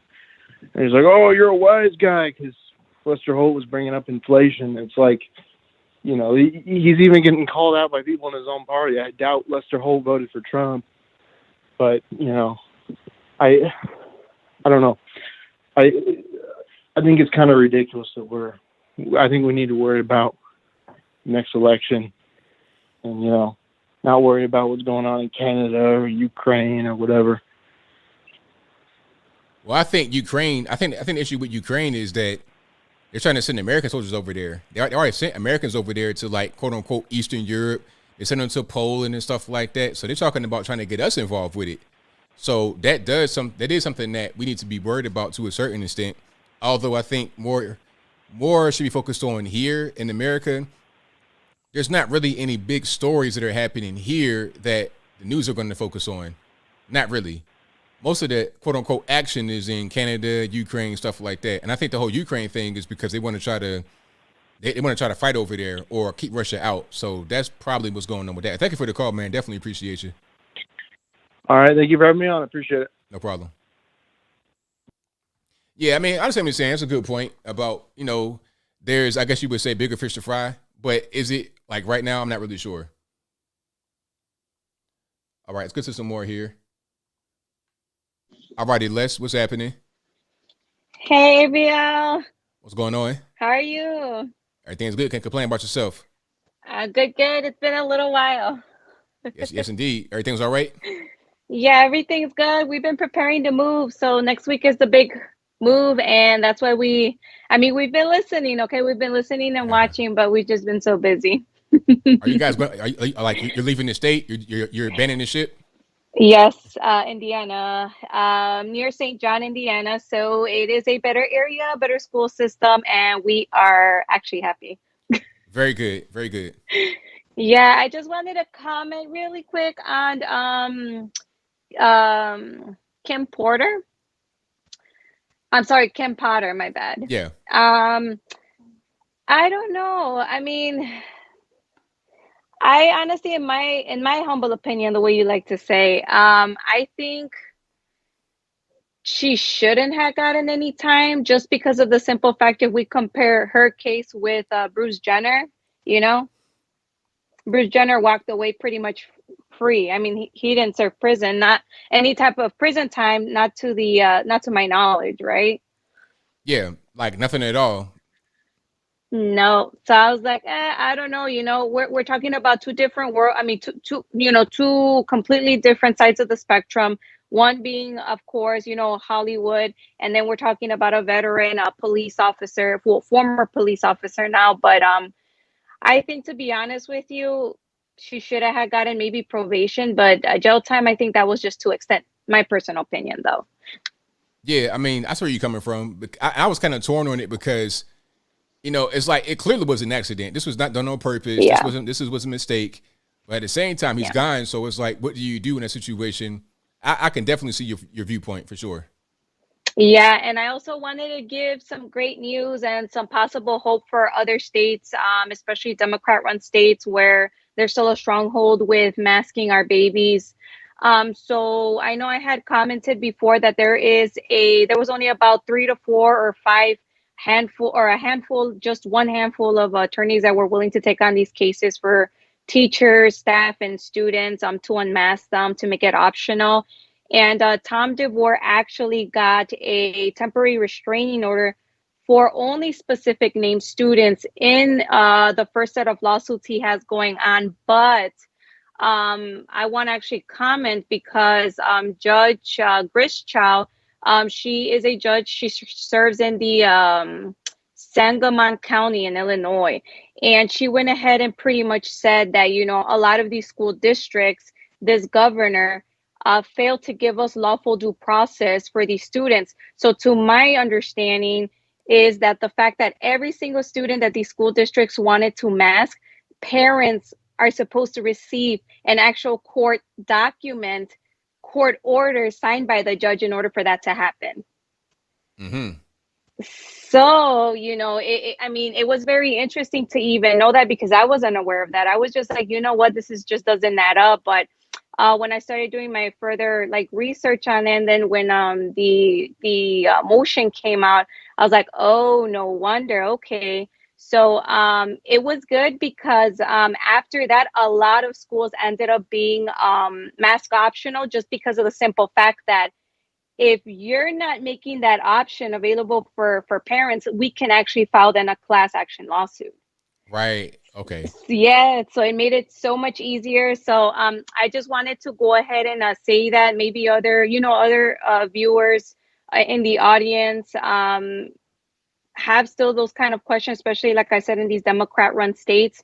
I would just strongly suggest they do a lot of research with their state's health department and as well as their school districts. So we're very happy. That's not the end of it. From what I hear is J.B. Pritzker had another no with, I believe it's called the JCAR committee. It's the Joint Committee on Administrative Rules. They actually voted 9-0. They're not going to reinstate his state emergency to remask our kids. And of course, because, J.B. Pritzker, now he wants to take it to a Supreme Court. So we'll see how it plays out. But I just wanted to give everybody a little bit of knowledge. And hopefully, I'm praying for everybody, crossing my fingers for other Democrat-run states. We start seeing changes because I feel, and I know you can agree, ABL, it's been far too long. It's been 2 years. I think that it's just, they really overstepped their authority here. Big time. 100% correct. Absolutely. Alrighty, Abel, that's all I wanted to comment. Thank you so much. Have a wonderful night. We're loving your show. The Little Patriots are here, enjoying it. Hey now. And I want to wish you and everyone in the chat a wonderful weekend and a good night, and God bless you guys. Thank you for the call. Appreciate you. Bye. All righty. Great call. And shout out to J.B. Pritzker. Have you seen this guy, the governor of Illinois? You know, hey, J.B. Pritzker, here he is right here on the screen. Mask up because health. It's like, all right, sir, I see this, he about to give birth to quadruplets, boss. So what's going on? Looking like Peter from Family Guy, but mask up for health, right? Okay, cool beans. Let's get to the next call here. All right, let's go 702. You're on the line. Who am I speaking to? This is Jesse out of Las Vegas. All right, man. What's going on? Man, I just have a qualm with Elon Musk. The only reason why is because I had a friend who was gang stalked a while ago, about 6 years ago in Colorado Springs, and they put microchips in his head and one in his mouth and another one in his stomach. One's called a V2K, the one that was put in his mouth, and the other one's a Neuralink that was put in his head. And I met the guy at my job, and he looked a wreck because he hardly gets any sleep. And these people read his thoughts all day on the computer, and they always want to try to get him to sex traffic or kidnap human beings. And he didn't know I knew so much about the Neuralink or whatnot, but that's what they do to him all day. And I just wanted to say that because that's why I'm like mixed feelings. And then I looked up some things, and it made me question, why would they have anti-chipping laws, like about microchipping people against their will? So I know they got to be testing this on human beings without their knowledge. That's why it's like important to stay sober and vigilant. But I just wanted to say that I had to get my thought about the Neuralink thing out there. I know they've been testing it on humans. It's called gang stalking if you look it up. But that's what I wanted to say, Bill. I love you. Be good. Thank you for the call. All right. Do I believe that? I'm not really sure. I'm kind of leaning towards a no. What do you guys think? You believe in it or nah? I don't really know. I don't want to call that man a liar because I don't know him, but I'm just not really buying it. Sorry, sir. But it could be right. Could be right. Maybe I'm wrong. Maybe I'm just a guy that's just judgmental for no reason. But I don't think so. Okay, let's go to. Okay, hold on. 720. You're the line. Who am I speaking to? Hi, this is Andrew in Colorado. All righty, what's going on? Hey, I have a question for you. All right. Well, one, I completely agree with. I actually really agree with your point about seeing the effects that marijuana has on people's lives, because I grew up around people who used a lot in my neighborhood, and I saw people's lives go down the drain. And it wasn't through other drugs, more hardcore drugs. It was through this. And people use it to self-medicate. They use it because they don't have a purpose in life. They don't have a future for their life. They're depressed, whatever. And it has the same effects that other drugs do. You end up and your life is trash. The other question would be, do you think that the Democrats or the government at large, do you think that, it's not a pun intended, but do you think that they're trying to dope up the people, through Netflix and stupid things about, like, inane things that aren't important? Do you think, like, some of the, like, what's it called? What's the far right, I guess, website or something? QAnon. Do you think, like, some of the QAnon theories and stuff are used just to distract people who would be opposing their actual points, or what their actual motives, like what they're trying to pass through? And do you think, like, Netflix and Hulu and getting people fat and everything, do you think that's used to dope up people so that they're not focusing on what's actually happening in the government and paying attention, so that they can't fight back and they don't know what's going on? They can be led by the nose to do whatever they want. Well, basically, I think this is a problem all over the world, and there's different countries trying to do it to us. China is doing it to us. because of that fentanyl coming across the southern border, comes straight from China.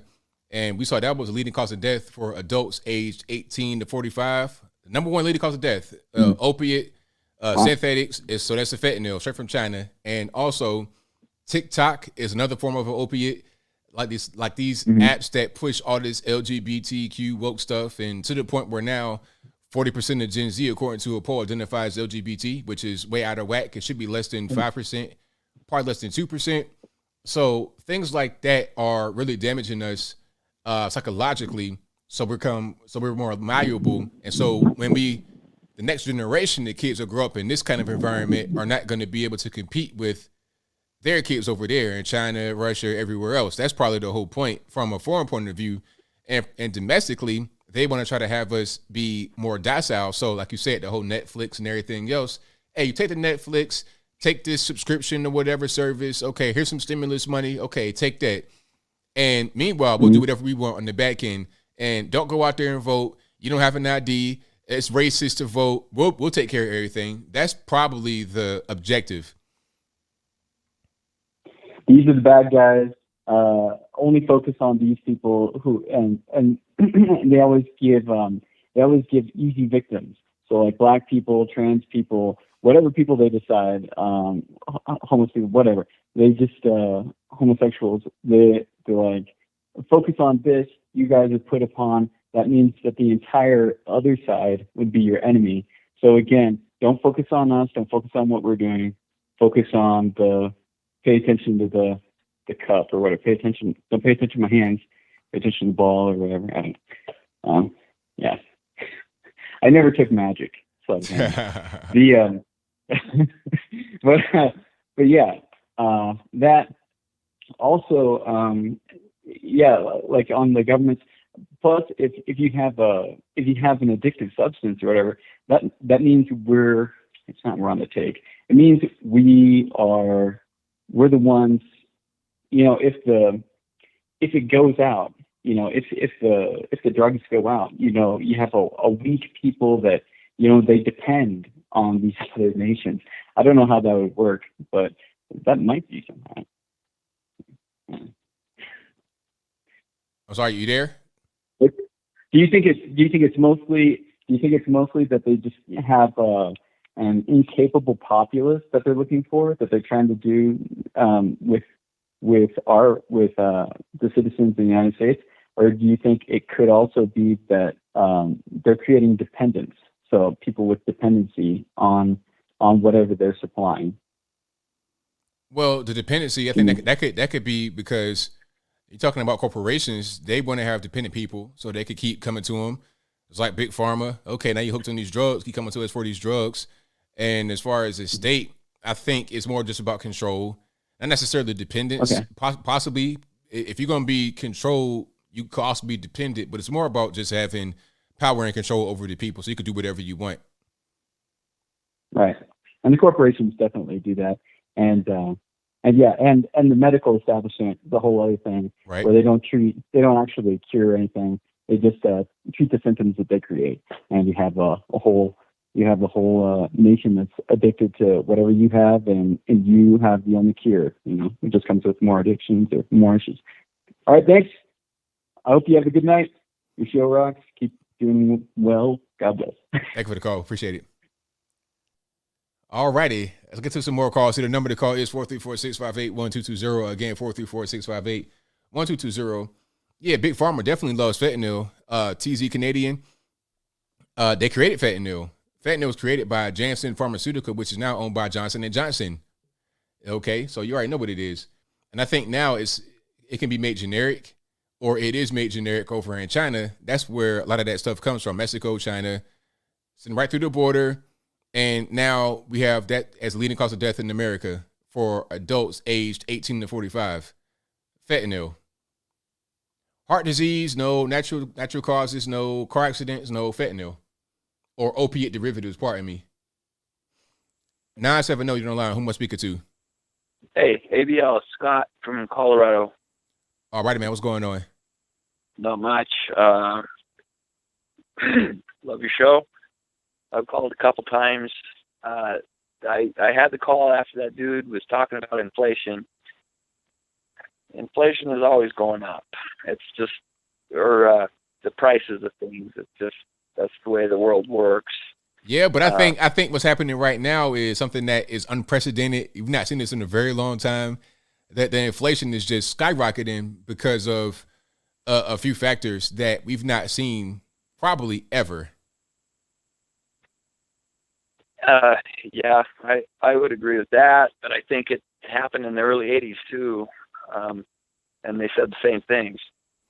Well, I don't believe that in the 80s you had the whole thing with the virus lockdown and stimulus money, printing trillions of dollars for really no reason. And like the factors we have now are unique. And I think it's going to continue because of all of what we did.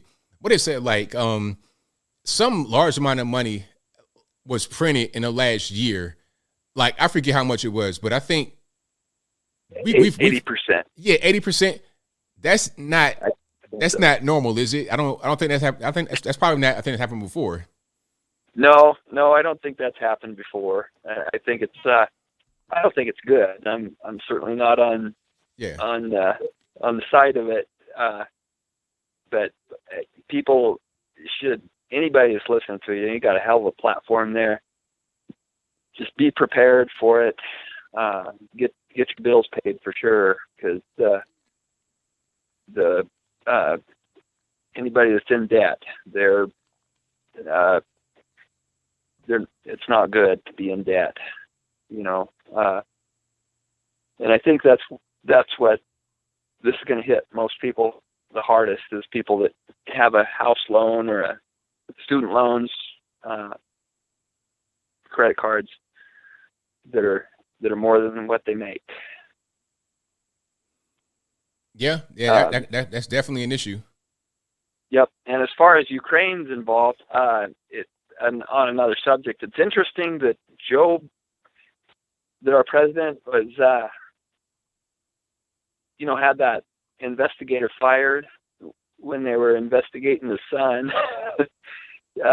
And now Ukraine's in the news quite a bit. And 45 was impeached over a phone call to Ukraine, right? We didn't hear anything about Ukraine for years, and now all of a sudden it's all about Ukraine, and that's just a weird situation as far as I'm concerned. Yeah, definitely. But anyway, thanks for your show, ABL, and love it. Peace. Thank you for the call. Appreciate it. All right, shout out to the caller. But yeah, that can be manageable right now because of the low interest rates. What you don't want to do is try to, if you're going to buy a house, might as well buy it now. I mean, or maybe not because of the market. If the market is bottoming out, but it depends. Like, you might not be able to kind of time it right, because as a market kind of bottoms out as far as real estate, you're going to have a higher interest rate at the same time. And that thing might jump up real high. Who knows how it's going to jump? But can they even raise the interest rate right now? I don't know. But if they do, it's going to be a problem. All right. 701 on the line. Who am I speaking to? The Anti-View. How are you tonight, ABL? I'm good. How about you? I'm doing well.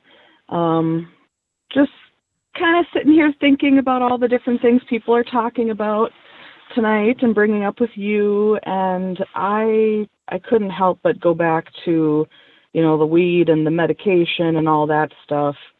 Did you know that $75 billion is made on cannabis with the drug cartel annually?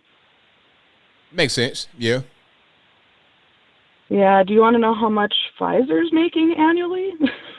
I can just imagine. So I'm sitting here thinking about all these things. Pfizer, they're making $9.87 billion on a little pill called Eliquis. Do you know, by chance, what Eliquis does? I have no idea. It helps you with blood clots. Ah, interesting.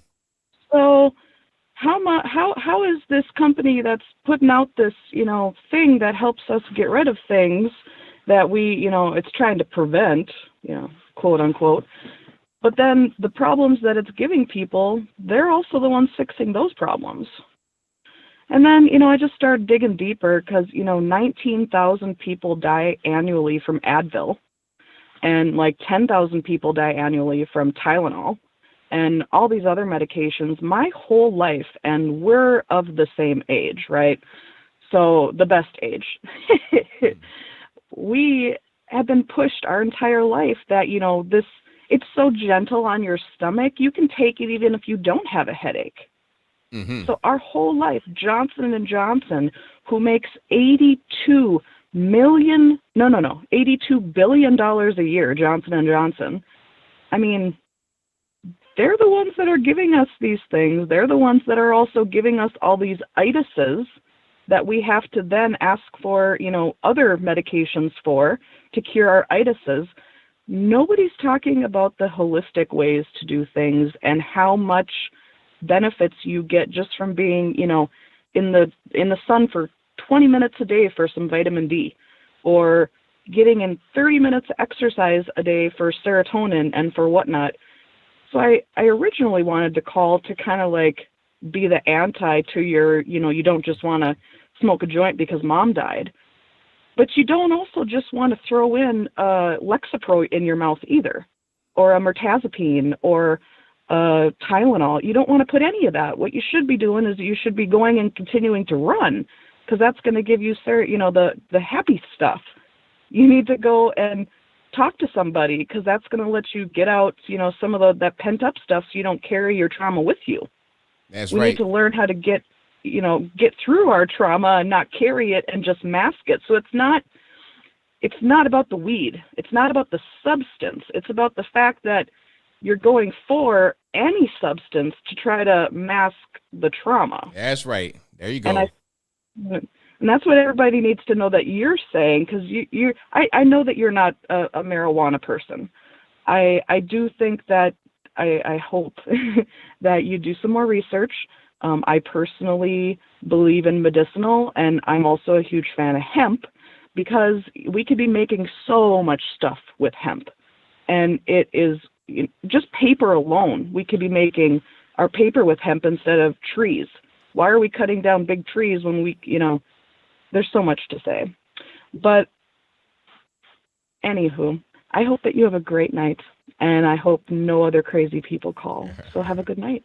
Thank you for the call. I appreciate you. Bye. That was a very good call. Perfectly said. This is exactly what I was saying. It's like the substances you're trying to use to mask your pain. That's the problem. You got to be able to work through it. You know, people just want this miracle pill. They want to go talk to the doctor and get on drugs and take, you know, the big pharma is worse. Big pharma is worse than anything, because they make it to where you got to be on it, where it's physically addictive. Whereas if you are using some of these other substances, it becomes mentally addictive. And at a certain point, that it wears off and it stops working the way that you want it to work. So you want to go deeper into it. And then that's when you have a whole drug problem that starts. Not because of the drug that you used, it's because of the unresolved pain you got mentally that you're not dealing with properly, that you're not being able to work through properly, right? You got to be able to deal with it. Sometimes you could be sad for a while, but don't want to be sad forever, because you got to keep living your life. It's okay to be sad for a minute. It's okay to have emotions, but don't try to chemically change it, because now you're going to be in the deeper hole at the end of it. You see what I mean? All right, let's go to the next one here. 318, you're on the line. Who am I speaking to? This court from Louisiana. All right, man. What's going on?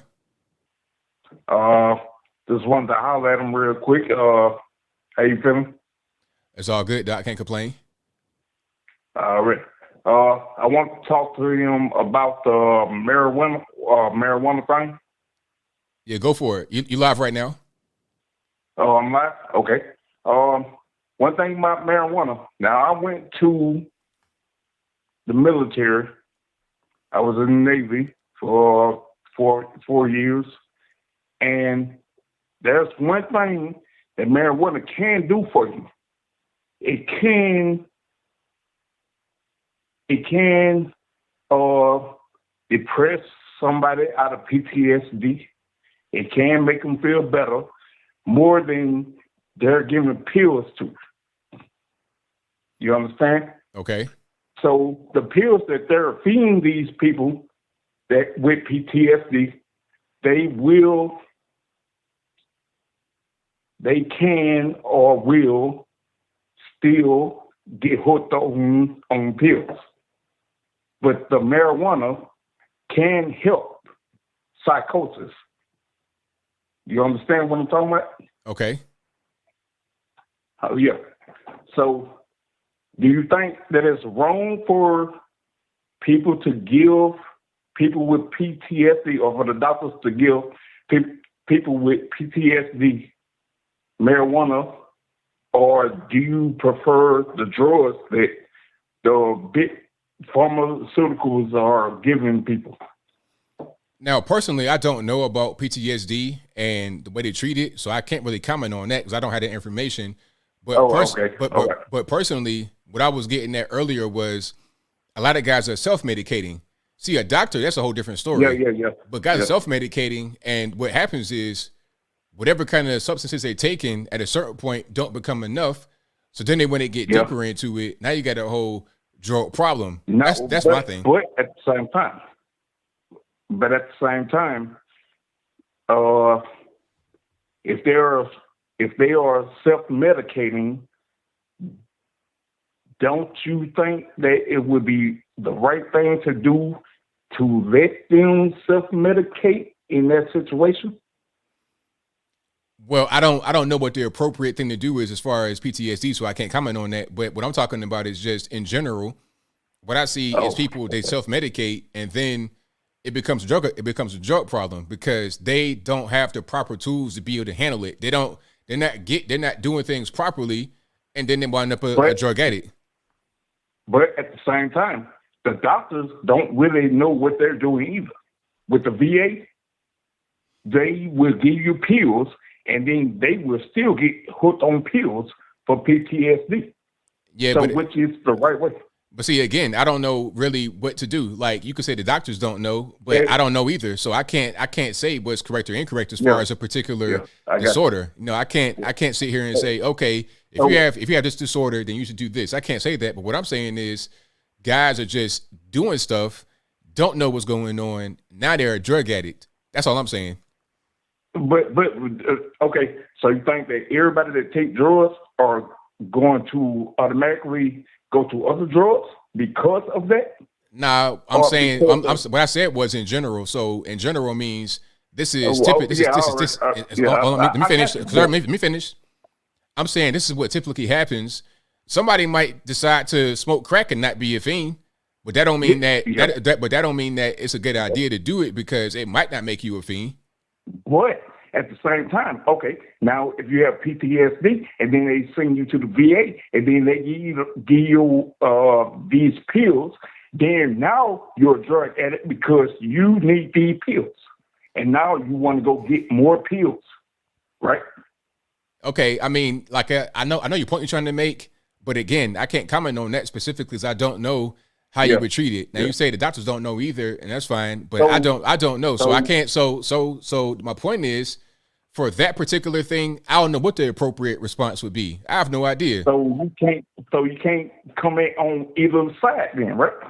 What I'm saying is, guys that do not know, sir, listen. You asked me a question. Let me finish the question. What you're asking me a question about? Okay, should you do X, Y, and Z? I don't know. Yeah. So I'm not going to comment. Exactly. Now the problem is, a lot of these guys that are just doing stuff, something happens to them and they just start taking stuff. They don't know either. Rather than just saying, hey, I don't know, I'm going to try to figure it out. And just do things. And that's the problem. Yeah. I'm not going to act if I don't know what I'm doing, but they are. And that's the problem. That's the problem. That is the problem. So you don't know either one, right? So you cannot either one what? Exactly. Wait, like what are you saying? What are you talking about? No, but you cannot choose either one way. Now, what do you mean though? Sir, when you say I can't choose either one way, what are you talking about? No, because you just told me the question, sir. Listen, sir. Listen to me. My question to you is, when you say I can't choose either one way, what are you talking about? You cannot choose either one way if marijuana would be better for me or anybody that's going through PTSD. Because anything about that. And check it out. So, okay. You answered the question. Now, I said from the beginning, I don't know. So this is a straw man argument where you saying, you see what I'm saying? So I'm not going to choose, or if I'm not, sir, listen, sir, listen to me. Okay. I'm not making that argument at all. I've not made that argument. All I'm saying is, listen. Okay. All I'm saying is, listen, sir, can I talk? Sir, all right. All I'm saying is, guys that don't know what's going on and just do things, you shouldn't be doing that. You self-medicating, and that's very dangerous. As far as PTSD, I can't speak on specific illnesses. I can't say what you should take if you have an illness, mental illness, or if you got some kind of diabetes. I don't know what the treatment is. All I'm saying is, guys that just do stuff to treat themselves can wind up in a bad place, and I've seen it time and time again. That's all I'm saying. You're choosing. Okay, all right. So thank you for the call. I appreciate it. Okay. Nah, he was trying to make a point about PTSD. I can't say what you should and should not take for PTSD. I don't know. How would I know that? But what I will say is that a lot of the guys that are out there just taking things also don't know.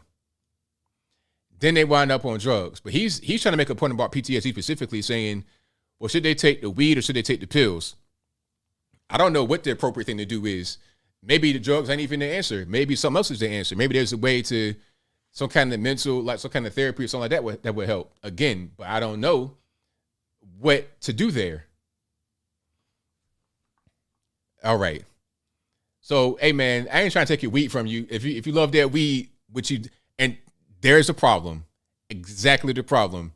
If you're going that hard for weed, can you live without it? R.P. Bob Saget. If you know about the weed joke he made on, what was that, Half Baked? Shout out to him. 515, you don't line, who am I speaking to? Oh, this is Joseph from Iowa. All right, man, what's going on? So all right, hi. So I saw this on the news today, and I thought it was kind of interesting, actually. Bill Gates was at the Munich Security Conference, and he said it's kind of, sorry, I usually do this, but he didn't. He said it was kind of like bad that the Omicron variant actually was kind of like a natural vaccine. I saw that. Hold on, just 1 second. I think I saw that. No, hold on 1 second. I saw it was he said it was unfortunate that it was kind of a natural thing. Like why would he be mad about that? Yeah, I was like, I had COVID before.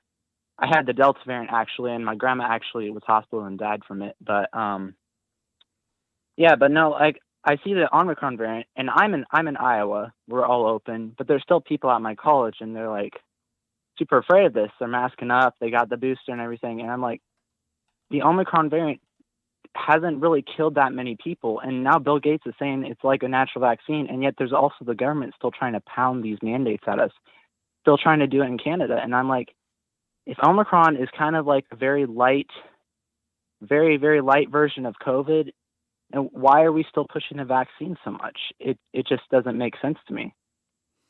It's all about control and money, of course. That's really what it's about, because they still have, it's a big moneymaker for Pfizer. The government wants control to be able to do whatever they want. And if they're able to successfully have this go through as far as the control, then they could do whatever else they want. So the next time something comes about, they'll say, hey, get this or get locked down again. And then they'll have more compliance. It's about trying to keep the population under control. So there won't be too many, too much civil unrest or anything like that. Yeah, the corruption runs deep, and it just, it's really bothersome to me. And I mean, I'm looking at those truckers. I'm looking at those people up there in Canada. They're fighting to get rid of the mandates, and yet these people in power, they're just not willing to give up that power. And I mean, just kind of, this has become an endemic. We're going to have to live with COVID, and people just need to realize that. Yeah, exactly. That's going to be the end of it. And I think people are starting to get to that particular point right now. Yeah. All right. Well, that's just pretty much all I wanted to say. Well, thank you for the call, man. Definitely appreciate it. Yep. God bless you. Have a good night. Thank you. All right. Great call. Now, here's a video that he was talking about as far as when Bill Gates said it was like unfortunate that the Omarion was like a vaccine itself because it gave you natural immunity. And the caption says, Bill Gates on how we are doing in battling the virus. Quote, sadly, the virus itself, particularly the variant called Omarion, I'm saying Omarion, I know it doesn't say that on the screen, is a type of vaccine. Let's go ahead and check it out. To kick off, actually, and get a bit of a scene setter from Mr. Gates, because this is, I know, a topic that you've spoken on again and again. You were ahead of the curve prior to the beginning of this pandemic. Where would you assess where we are today in beating COVID-19? Well, sadly, the virus itself, particularly the variant called Omicron, is a type of vaccine. That is, it creates both B cell and T cell immunity. Sadly, let's rewind. In case you didn't hear it, let's see what he says. To the beginning of this pandemic, where would you assess where we are today in beating COVID-19? Well, sadly, the virus itself, particularly the variant called Omicron, is a type of vaccine. That is, it creates both B cell and T cell immunity. And it's done a better job of getting out to the world population than we have with vaccines. If you do sero surveys in African countries, you get well over 80% of people have been exposed either to the vaccine or to various variants. And probably more to the variants than the actual vax itself, because a lot of the Africans ain't really trying to get the vax. Just like, Haitians and stuff like that, they don't really want it. Matter of fact, before the president was killed, assassinated, whatever you want to call it, there was no Haitians with the vax. And it was on purpose. It didn't want it. It did not want it. So, what that does is it means the chance of severe disease, which is mainly associated with being elderly and having obesity or diabetes, those risks are now dramatically reduced because of that infection exposure.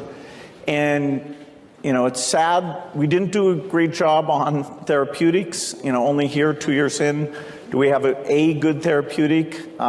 Vaccines, it took us 2 years to be in oversupply. Today, there are more vaccines than there is demand for vaccines.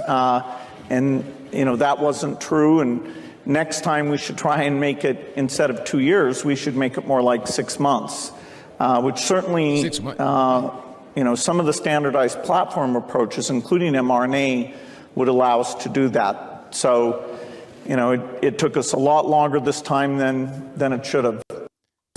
I'm failing to see what was so sad about the Omarion acting as a vaccine itself.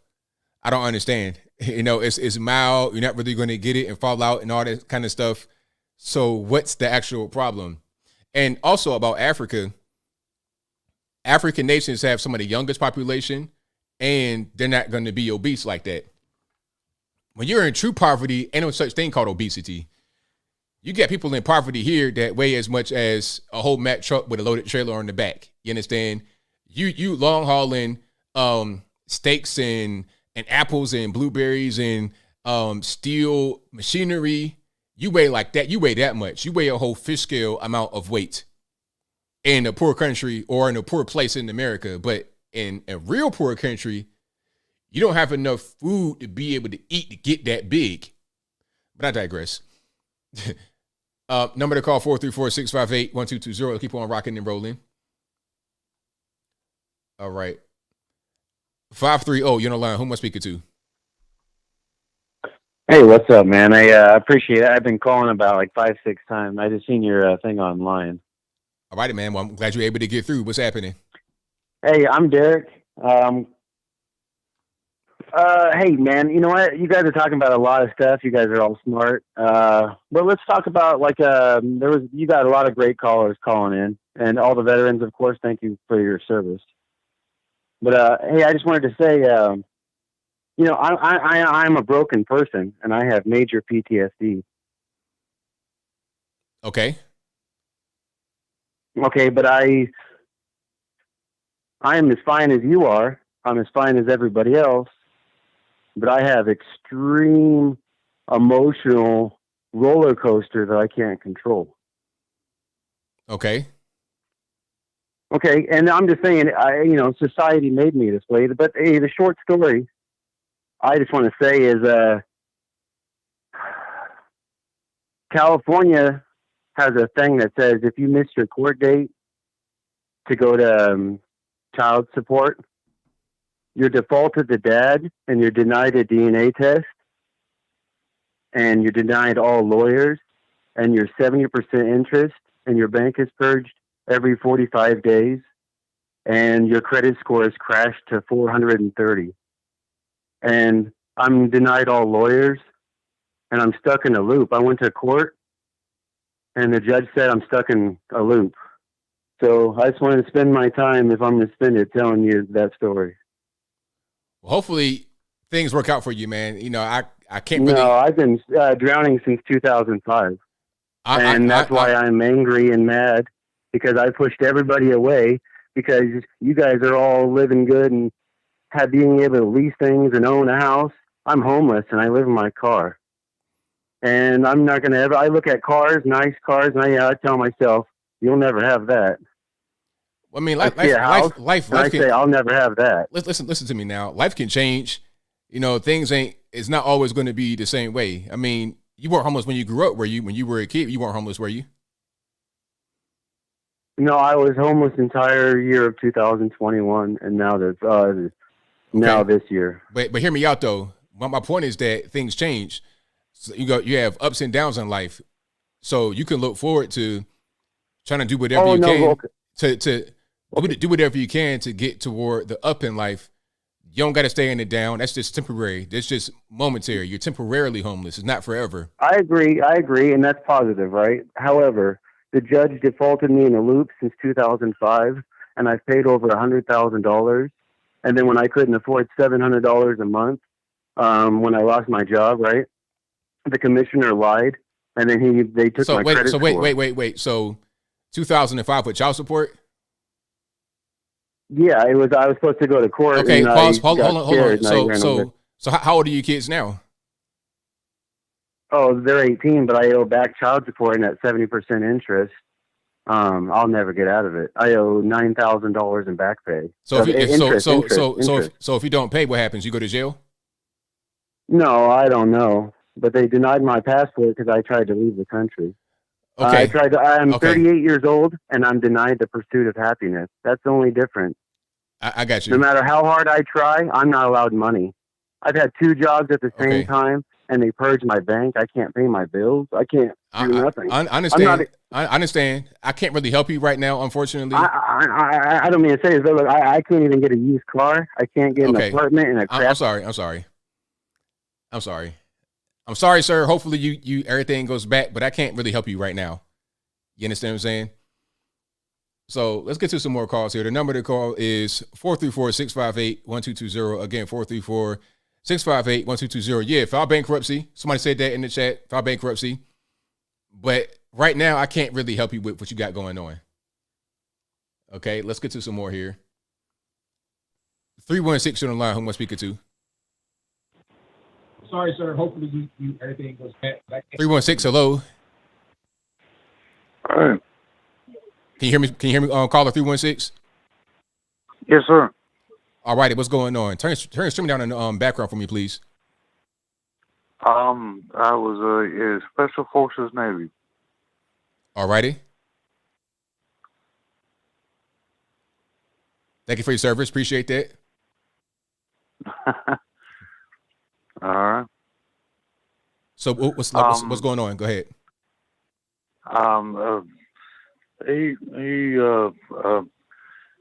ABL was he said something about PTSD.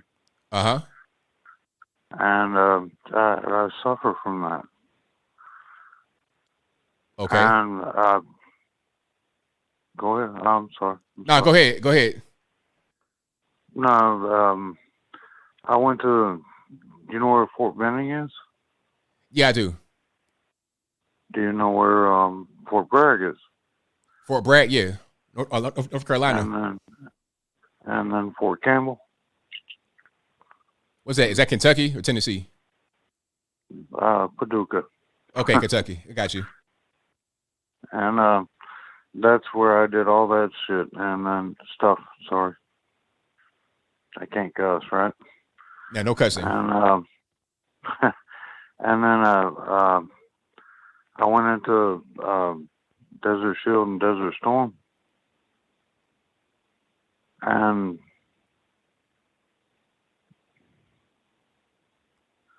if I say something that offends you, please don't hang up on me.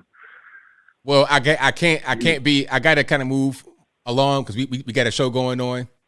So I need you to kind of, zero on what you want to say. You kill everything. I'm sorry, man. It's not my fault. Blame the white man. Okay. You kill everything. You kill everything. You when you drop in, you kill everything. Because it's the 360. And there's boys know about that. All right, well, thank you for your call, man. I appreciate you. I mean, okay. Let's just go ahead and just be honest here for a moment. Okay. I'm the nicest guy in the world. You want this shirt, you can have it. Ain't no problem. It's no thing, right? It's whatever. But I can't really help people with what I can't. If you got that kind of stuff going on, hey, man, thank you for your service. I appreciate you, but I can't really help you right now on the show. I'm not a therapist or anything like that. If anybody needs help, I say reach out and get it. And I don't want to offend nobody. I ain't trying to be funny. I'm just saying I can't really help you right now. So let's talk about some political stuff. The PTSD, all that. I can't help you on that. Sorry. Okay, let's continue here. All right. 314 on the line. Who am I speaking to? Hey, Anthony, how are you? This is Aurelio in St. Louis. All right, man. What's going on? Well, not much. I was wondering if you had your invite yet to Truth Social. I had an invite last week. I've become one of the beta testers. So, no, I've not gotten an invite. I've been seeing that around, but I've not gotten an invite quite yet. Oh, okay. Well, do you plan on joining it whenever you do, or when it opens up? I may, but social media is kind of a weird thing. People try to make these apps. How can I say this? Social media apps tend to just grow organically. There's money put behind it, of course, when they begin, but it kind of grows organically. So to have, and it needs to be something different. I put it to you that way. When Twitter came about, it was different. That's kind of what I was thinking too, because I've been on it for the past couple of days, and I really like it, but it just seems to me more like a right-wing Twitter at the moment.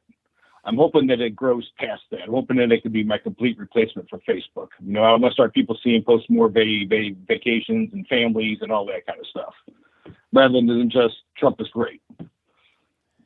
Yeah, so yeah. I'm hoping it gets better. I'm hoping it grows in that direction. So correct, and that's the issue really, because I don't want to have an echo chamber. I don't like that, like with Gab and stuff like that. Exactly. Yeah. I want to have everybody there, and then also, I don't want it to just be us anyway, because some people may change. I want to be able to reach out to the person on the left and, let them see what I'm talking about. So maybe they can see me and be like, hey, man, I like what that guy's talking about. I'm kind of interested. I'm going to go over there and see what he's talking about and try to gain more people rather than just having the same gang as always.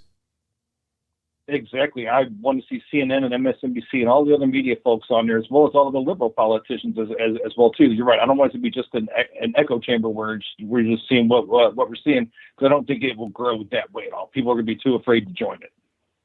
Right. Exactly. 100% correct. Yeah. Okay, man. All right. I just want to see if you had your invite yet, if you're going to be joining it at all when it comes up. But so far it's been pretty good, and I hope you have a great rest of the night. Thank you for the call, man. Definitely appreciate it. Sure, no problem at all. Cool, bye. Yeah, it's got to be organic as far as the way it grows, and it's got to be different. If it's a Twitter clone, then why would I join that and just not stay on Twitter? It don't make no sense. And then the thing about it is these echo chambers often get discarded, or kind of like they get just viewed as right-wing echo chambers, and there's only racist people on it, and then might get hacked, and it's just what you got to have is just more freedom on the bigger apps. Because if you abandon the big apps that everybody uses, then you pretty much just be irrelevant. You might as well put it in the shoebox. Nobody's going to see you. You know, you might as well have like a little text thread with your friends and call it a day. You can't really grow on a platform that's made for a niche audience of people that came from a different app. I don't think that's really the way to go. These apps grow pretty much organically. 956 on the line, who am I speaking to? Hey, it's Will. I had talked to you maybe a couple of months ago, but I was just calling in because I had seen some things about, a couple of clips of the Bill Maher, and now he's coming back. What we've been talking about this whole time, you know what I mean? Like about the virus and stuff like that. And now they're saying like, oh yeah, all that stuff we've been saying before was true. You know what I mean? Yeah. I mean, it's amazing to see people on the other side, which is what I was just talking about just now, people that are on the other side politically, they're coming to the realization that we were correct. We were 100% correct. And it's great to see it. Yeah, it's literally like, that's what like Ken and so and all you guys have been talking about this whole time. And now they're like, just seems like they want to take credit for like, or something, you know what I mean? Like to be, it's like, oh, now we're talking about it. It's like, well, we've been talking about this whole time. Like, what the hell? Right, exactly. Yeah. No, but that's all I wanted to say. Well, thank you for the call, man. Definitely appreciate you. Yes, sir. Yeah, that's a great call. And it's great to see though. I don't really see a lot of apologies going on saying, oh man, we're sorry. We called you a conspiracy theorist and the right wing nut job in tinfoil hat wearers. I'm not seeing too much apologies going on. But I like the fact that I am seeing them at least admit that what we were saying is correct. They may not give us credit, but they're still admitting that we were correct. So it's all good.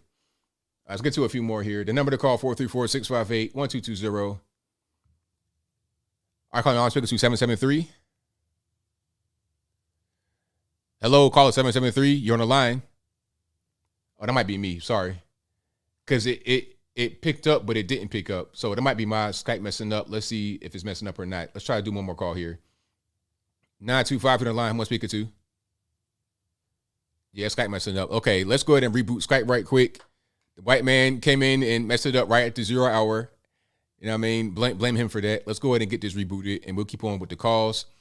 Thank you for being here yet again. You guys are the best audience anywhere on the internet. So if you enjoy what you're hearing tonight, please give the video a thumbs up. Like the video, share the video, do all that good stuff. And let's keep on rocking as soon as Skype wants to restart and get it back rocking and rolling. All righty, let's go to the next one. All righty, online speaker to 617. Hey, ABL, it's Jenna in West Virginia. All righty, what's going on? So I just had to tell you something really quick because it's completely unrelated, and I know there's been a lot of people in their feelings, and I thought you would get a kick out of this one. So remember how you, Jericho, and Tatum always talk about Sean King? Yeah. Have you seen Kwame is now going at him and calling him out? I've not seen that, but that's hilarious. You talking about Kwame Brown pulled his whole entire card because I guess his baby's mother's brother, went to school with him. And he's calling him out like, dude, you're white. What are you doing? You know what? The craziest thing is I never thought that he was black. Even when I was on the left, I saw him as just like a white ally. I was like, okay, you got a white guy over there talking about blackity black. That's great. When I was on the left, years ago, we're talking about 2010, way back in the day. So when I saw him, being referred to as black, now I'm like, what? Him? He's looking like straight from Ireland. Put him over right now in Dublin. He blend right in. He is a white guy through and through. I heard it the other day, and he was like, post a picture of your whole family. And I remember when you, Tatum, and Jericho did it, and I was like, ABL has it. I have to tell him. The whole family looking like straight from Ireland, straight from Scandinavia, Vikings. It's crazy. I just thought that would make you laugh. Have a good night. Thank you for the call. Bye. Oh, yeah. Martin Luther Cream, Talcum X. Someone had a different name for him. I forget what the name was. I know Martin Luther Cream, Talcum X. There was one more. Oh, man, it was great. Somebody might call out the name. Oh, Kareem Abdul-Jabbar is hilarious. Shout out to you. That's hilarious. But that might have been it, though. Kareem Abdul-Jabbar. Yeah, I was on the left way back, and I had my red pill moment 2011, 2012. So 2010, I was still kind of on the train a little bit, still kind of watching that stuff. But that was a long time ago. It was 12 years ago. I was a young man. I was what? I don't know how old I was, mid to late 20s, probably mid 20s back then. I can't really remember. Oh, you guys, Snow J. Simpson. There it is, during 1804. Snow J. Simpson. Hilarious. Okay, let's go ahead and look at Shaun King's family. Okay, I'm gonna put it on the screen right quick. Hold on. Not his wife and all of that. I'm talking about his parents and everybody. Oh, here it go. Here it goes.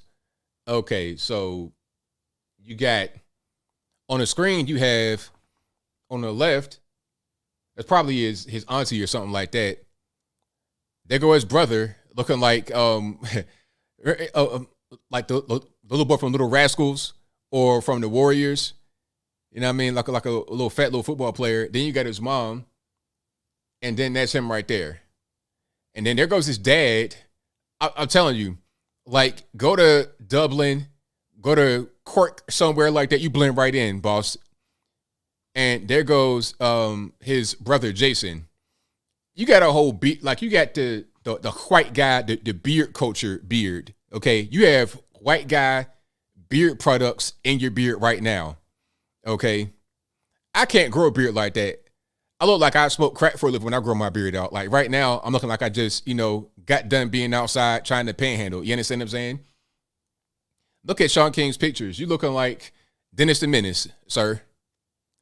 I never thought he was. I'm telling you, when I was on the left, I would see Shaun King.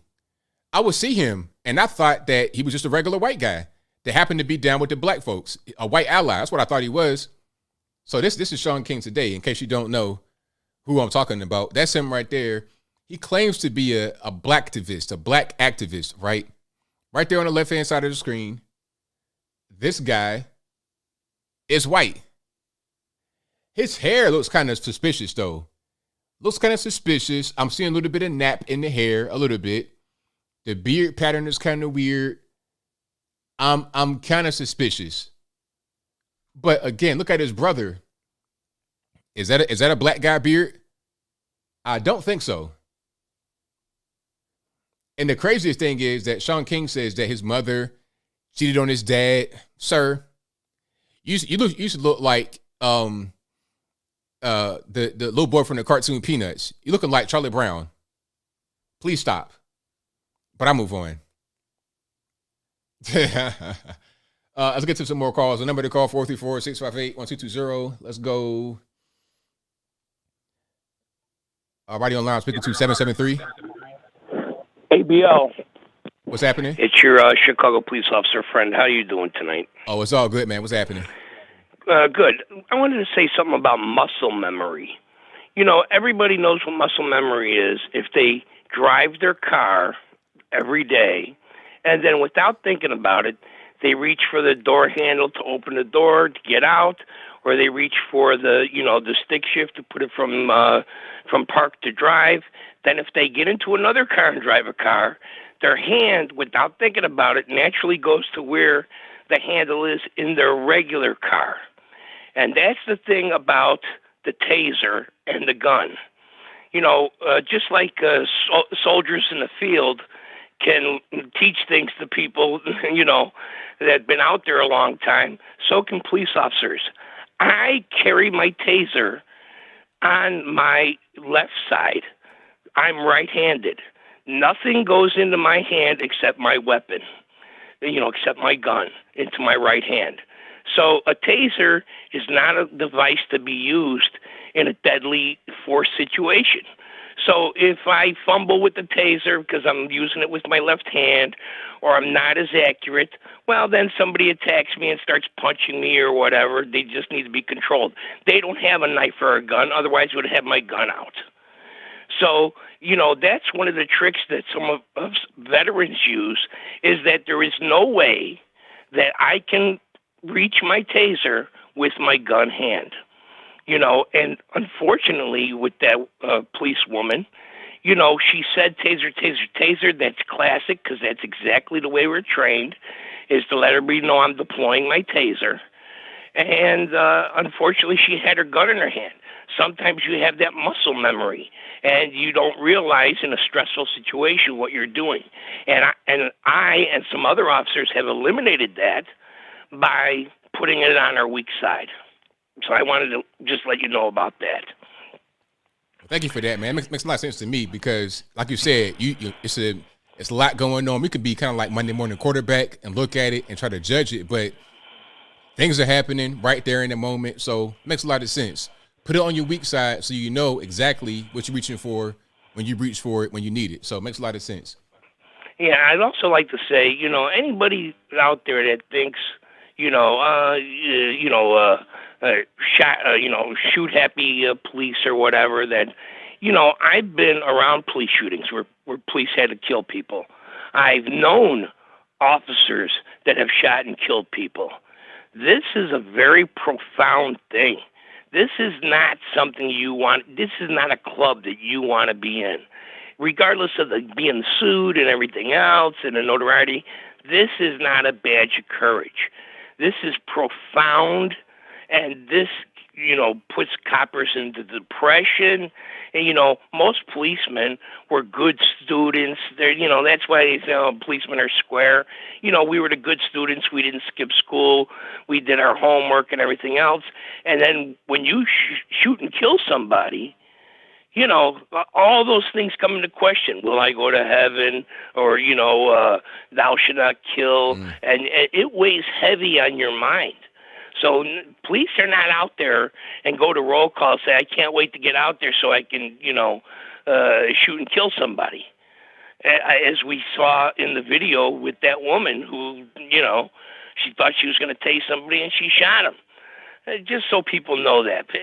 Coppers are not out there to hurt people. We are out there to help, and then the realities of the streets and crime and criminals and the cops and robbers game come to play. Right on. Absolutely. Well, as I always say, that's my 2 cents. I love your show. I really do, and keep up the good work. Thank you for the call. Definitely appreciate it. You're welcome. Very well explained. Very, very good. Shout out to my man for calling in. And let's get to the next one here.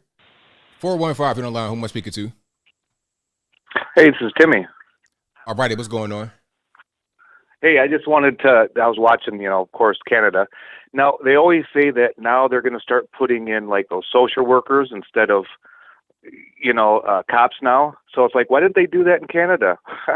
Just making light of that stuff. They should do more of that. I was just trying to think of all these situations where they shouldn't put social workers in the way, but I have a feeling they want to. It's just not. Yeah, you know what? Maybe they want to because they know they can't do anything, so the crime can run rampant. You never know. Well, it seems like there's no mediation. I mean, a couple of Canadians filmed themselves actually talking to the police officers and whatever there. but there seems to be no dialogue. So why don't they just send these social workers so they can like walk back and forth and say, "What do you want, sir?" And then go to the crowd, "What do you want, crowd?" And then, is that what they want the social workers to do? I suppose so. It just makes me laugh when I think of them trying to put a social worker in like in between the two guys that are having a feud, let's say.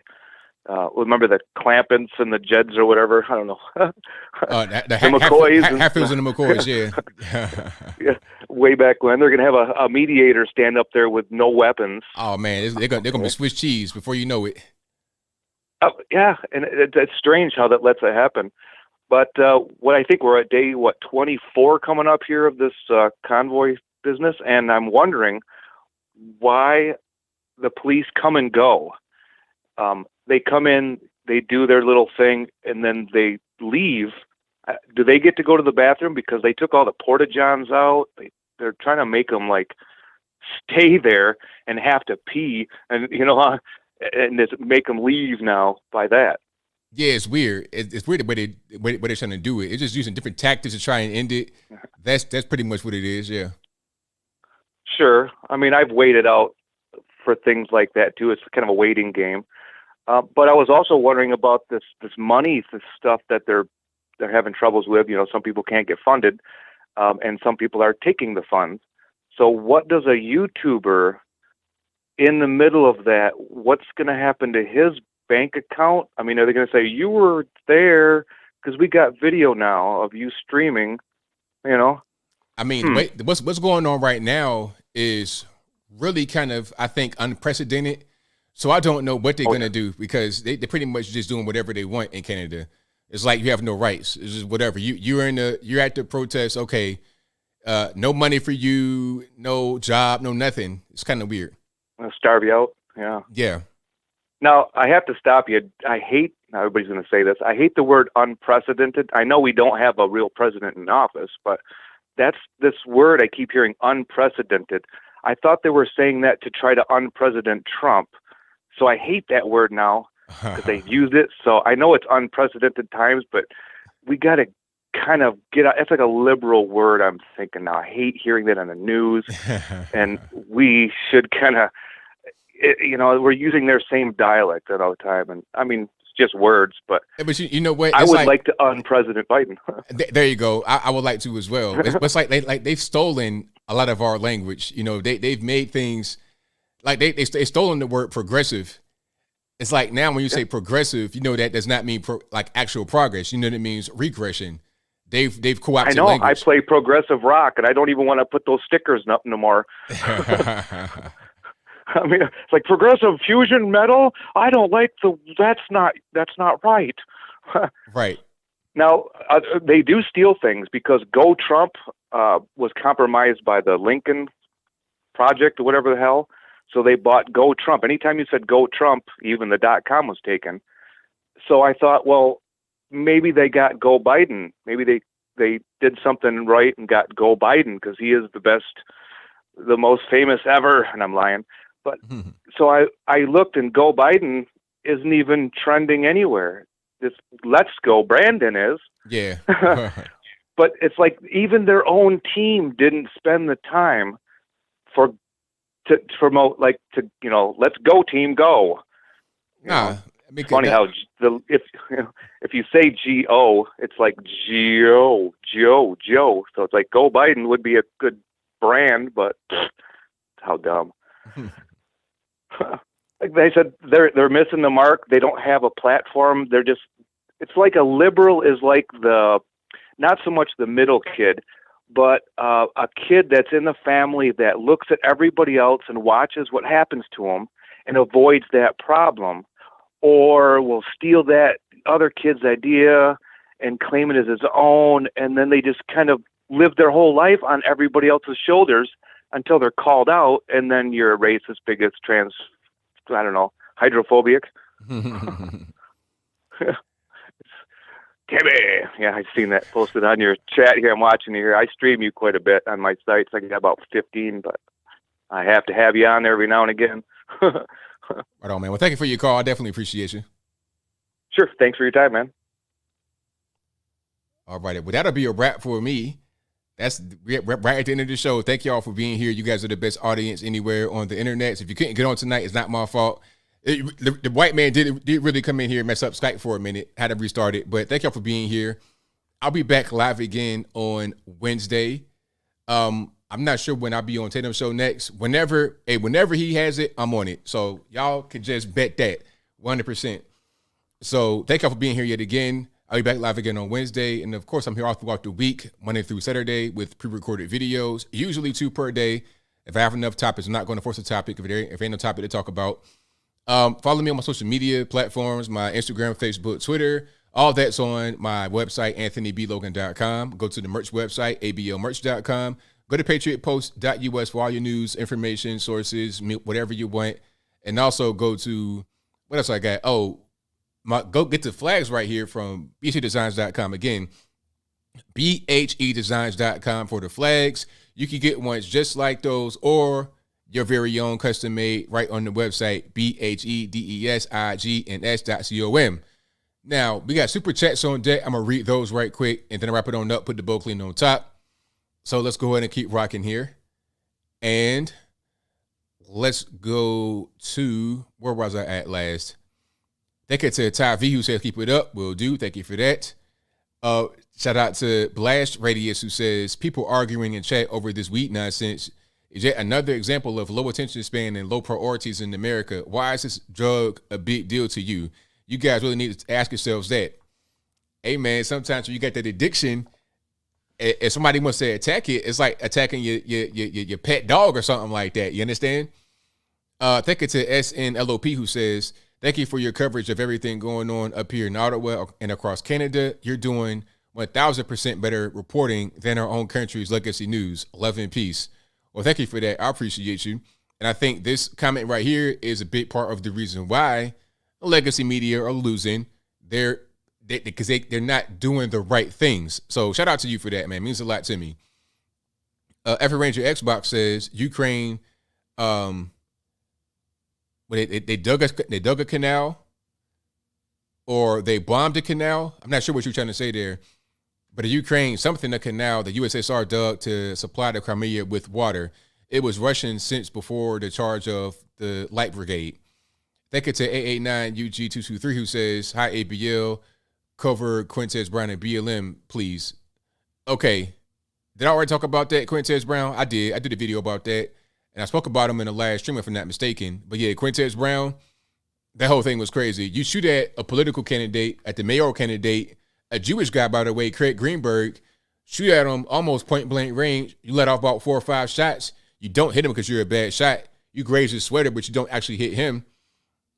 And you get out with bond. How does that work?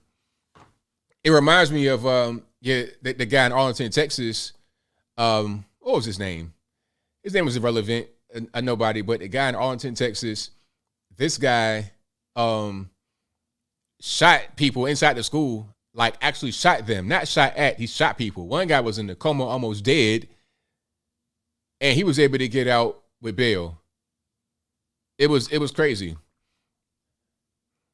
All right, let's keep going here. Thank you to Bugs Bunny, who says, according to Rep, this is one of these German names. How you pronounce this?